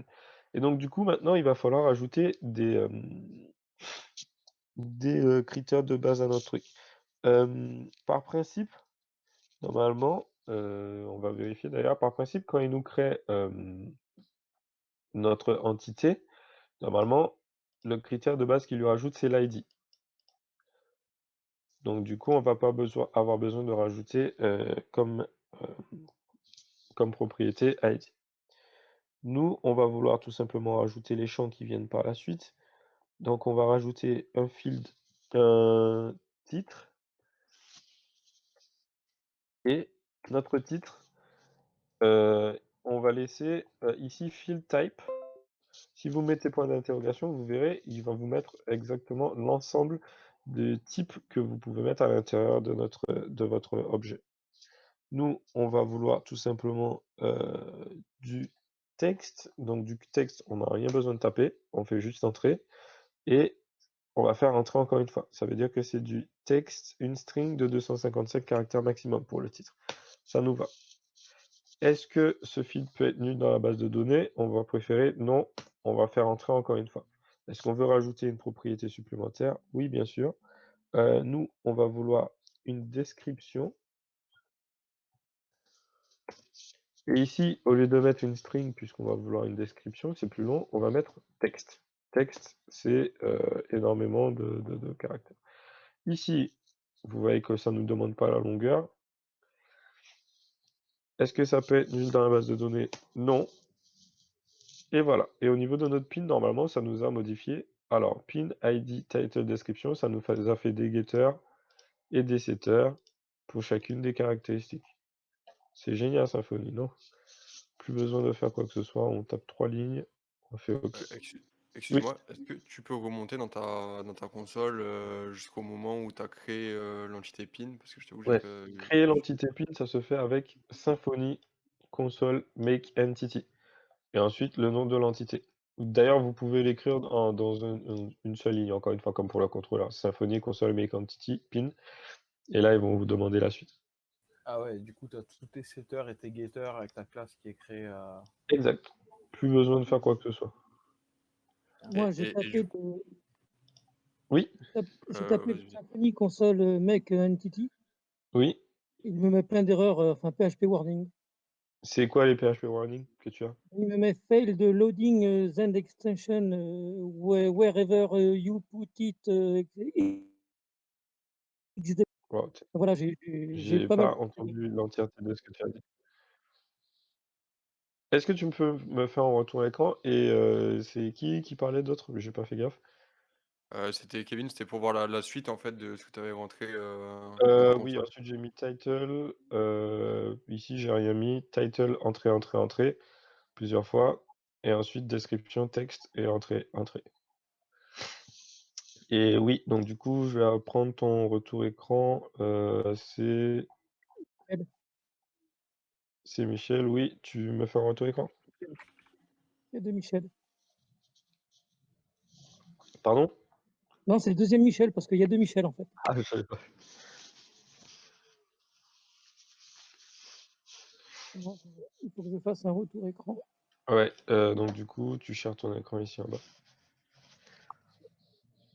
C'est bon pour toi, Kevin, du coup? Après description, pareil, je sais pas montrer ou il y a des paramètres précis à rentrer? Après description, ouais, tu peux spammer un truc, enfin, il y a rien après. Après description, on a mis description, texte et après tu fais entrer et techniquement, on va pas rentrer de nouvelles propriétés, donc vous pouvez faire entrer. Et du coup, si j'ai fait entrer au lieu de rentrer texte, je peux modifier ça comment? Au pire, tu supprimes l'entité pin et tu recommences de 0. Ou bien, ouais, supprime l'entité parce que sinon il va falloir tout taper à la main. Supprime l'entité directement ici dans Entity. Tu supprimes pin et tu supprimes pin repository, les deux qu'il a Ok. créés, et puis tu le refais de 0. Donc du coup, Michel, avec tout un tas de fenêtres qui se créent récursivement. Non, c'est pas bon.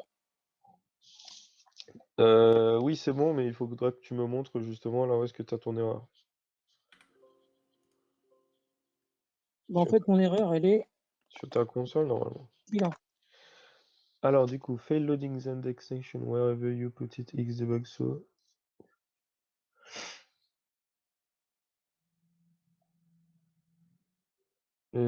What the fuck? Ouais, je vais juste regarder.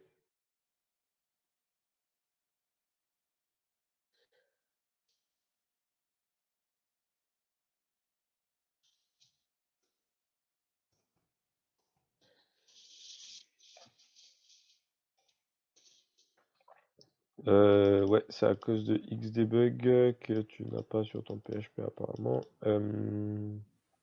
Bah, après, la fatale erreur, c'est que ça a été créé pour PHP 7.4 et qu'il est en 7.3.9. J'ai pas fait gaffe. Devant le exit statut. Après, moi aussi, je suis en 7.3.9, Mich, et j'ai pas eu de soucis. Mais après aussi, Ah, Michel, en fait, t'as créé ton composer avec un autre truc que celui que tu avais mis, probablement dans ton truc. Attends. Quand tu as installé Composer, il faut que je regarde juste, est-ce que ton Composer Lock ou ton Symfony ont eu un problème. Ici, tu as mis juste ton Composer normal. C'était à l'installation de Symfony, du coup, qu'il y a eu un problème. Parce qu'en Alors, en fait, en fait, je pense que moi, j'avais installé un PHP 7.4 sur mon PC, mais par mhm. contre, le PHP de Xampp, enfin, c'est une version 7.3.9. Ouais, mais enfin, techniquement, je sais pas si ça pose tant de problèmes que ça. Bon, moi, j'ai 7.4.1 et ZNG. En fait, est-ce que tape PHP-V avec un espace, oui. Est-ce que tu as un Zen Engine en bas de 3.4, 7.4? Ouais. Ton path, il est pas du tout le même apparemment, puisque si ça correspond à 7.4, c'est qu'il n'est pas le même que celui auquel tu fais appel dans ton composer. Cache warning.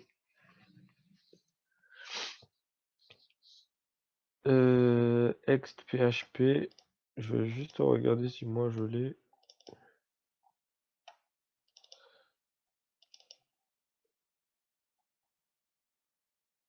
Xdebug, normalement tu l'as. Hein.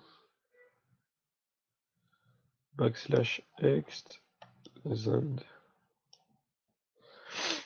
debug.so.dll. Je pas besoin de debug.so.dll.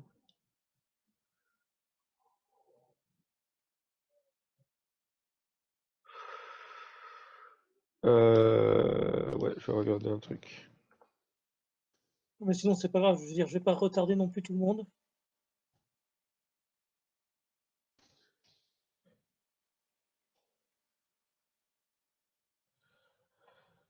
Yep.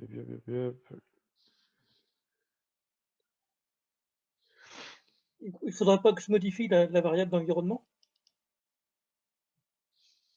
Celle de ton PHP, bah, par principe, si tu l'as installé avec exemple, normalement tu as PHP 7.4 en fait. Je sais pas exactement d'où il vient le fait que je sais pas exactement d'où il vient le fait que tu l'aies pas.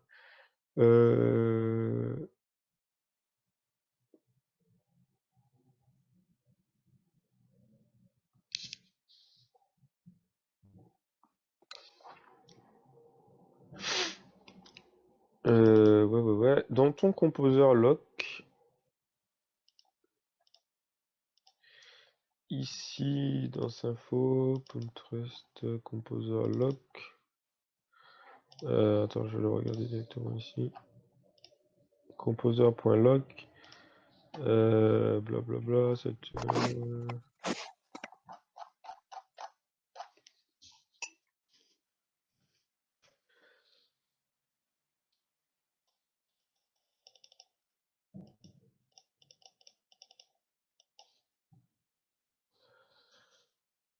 PHP 7.1, 7.5.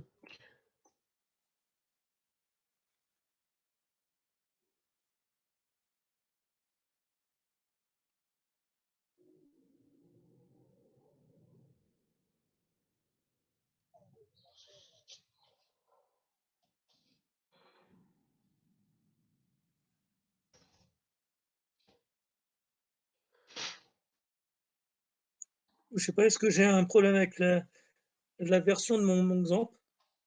Peut-être que je n'ai pas la bonne version. Tu l'as bien téléchargé sur le site normal, non? Oui, mais en tout début de formation. Ouais, peut-être qu'il y a eu une mise à jour. Et oui, Perso, j'ai téléchargé en même temps et je me rappelle pas avoir fait de mise à jour depuis le début de l'année. Hein. Ouais, peut-être Michel, c'est qu'il avait déjà installé PHP, comme il a dit, dans son programme file, et du coup, il a 2 PHP installés. oui, c'est ce que je pense, oui. Sûr. Ouais, et donc du coup, ça fait appel à. Ouais. Mais du coup, c'est les variables d'environnement, ça. Bah, On par va vers le principe. bon PHP.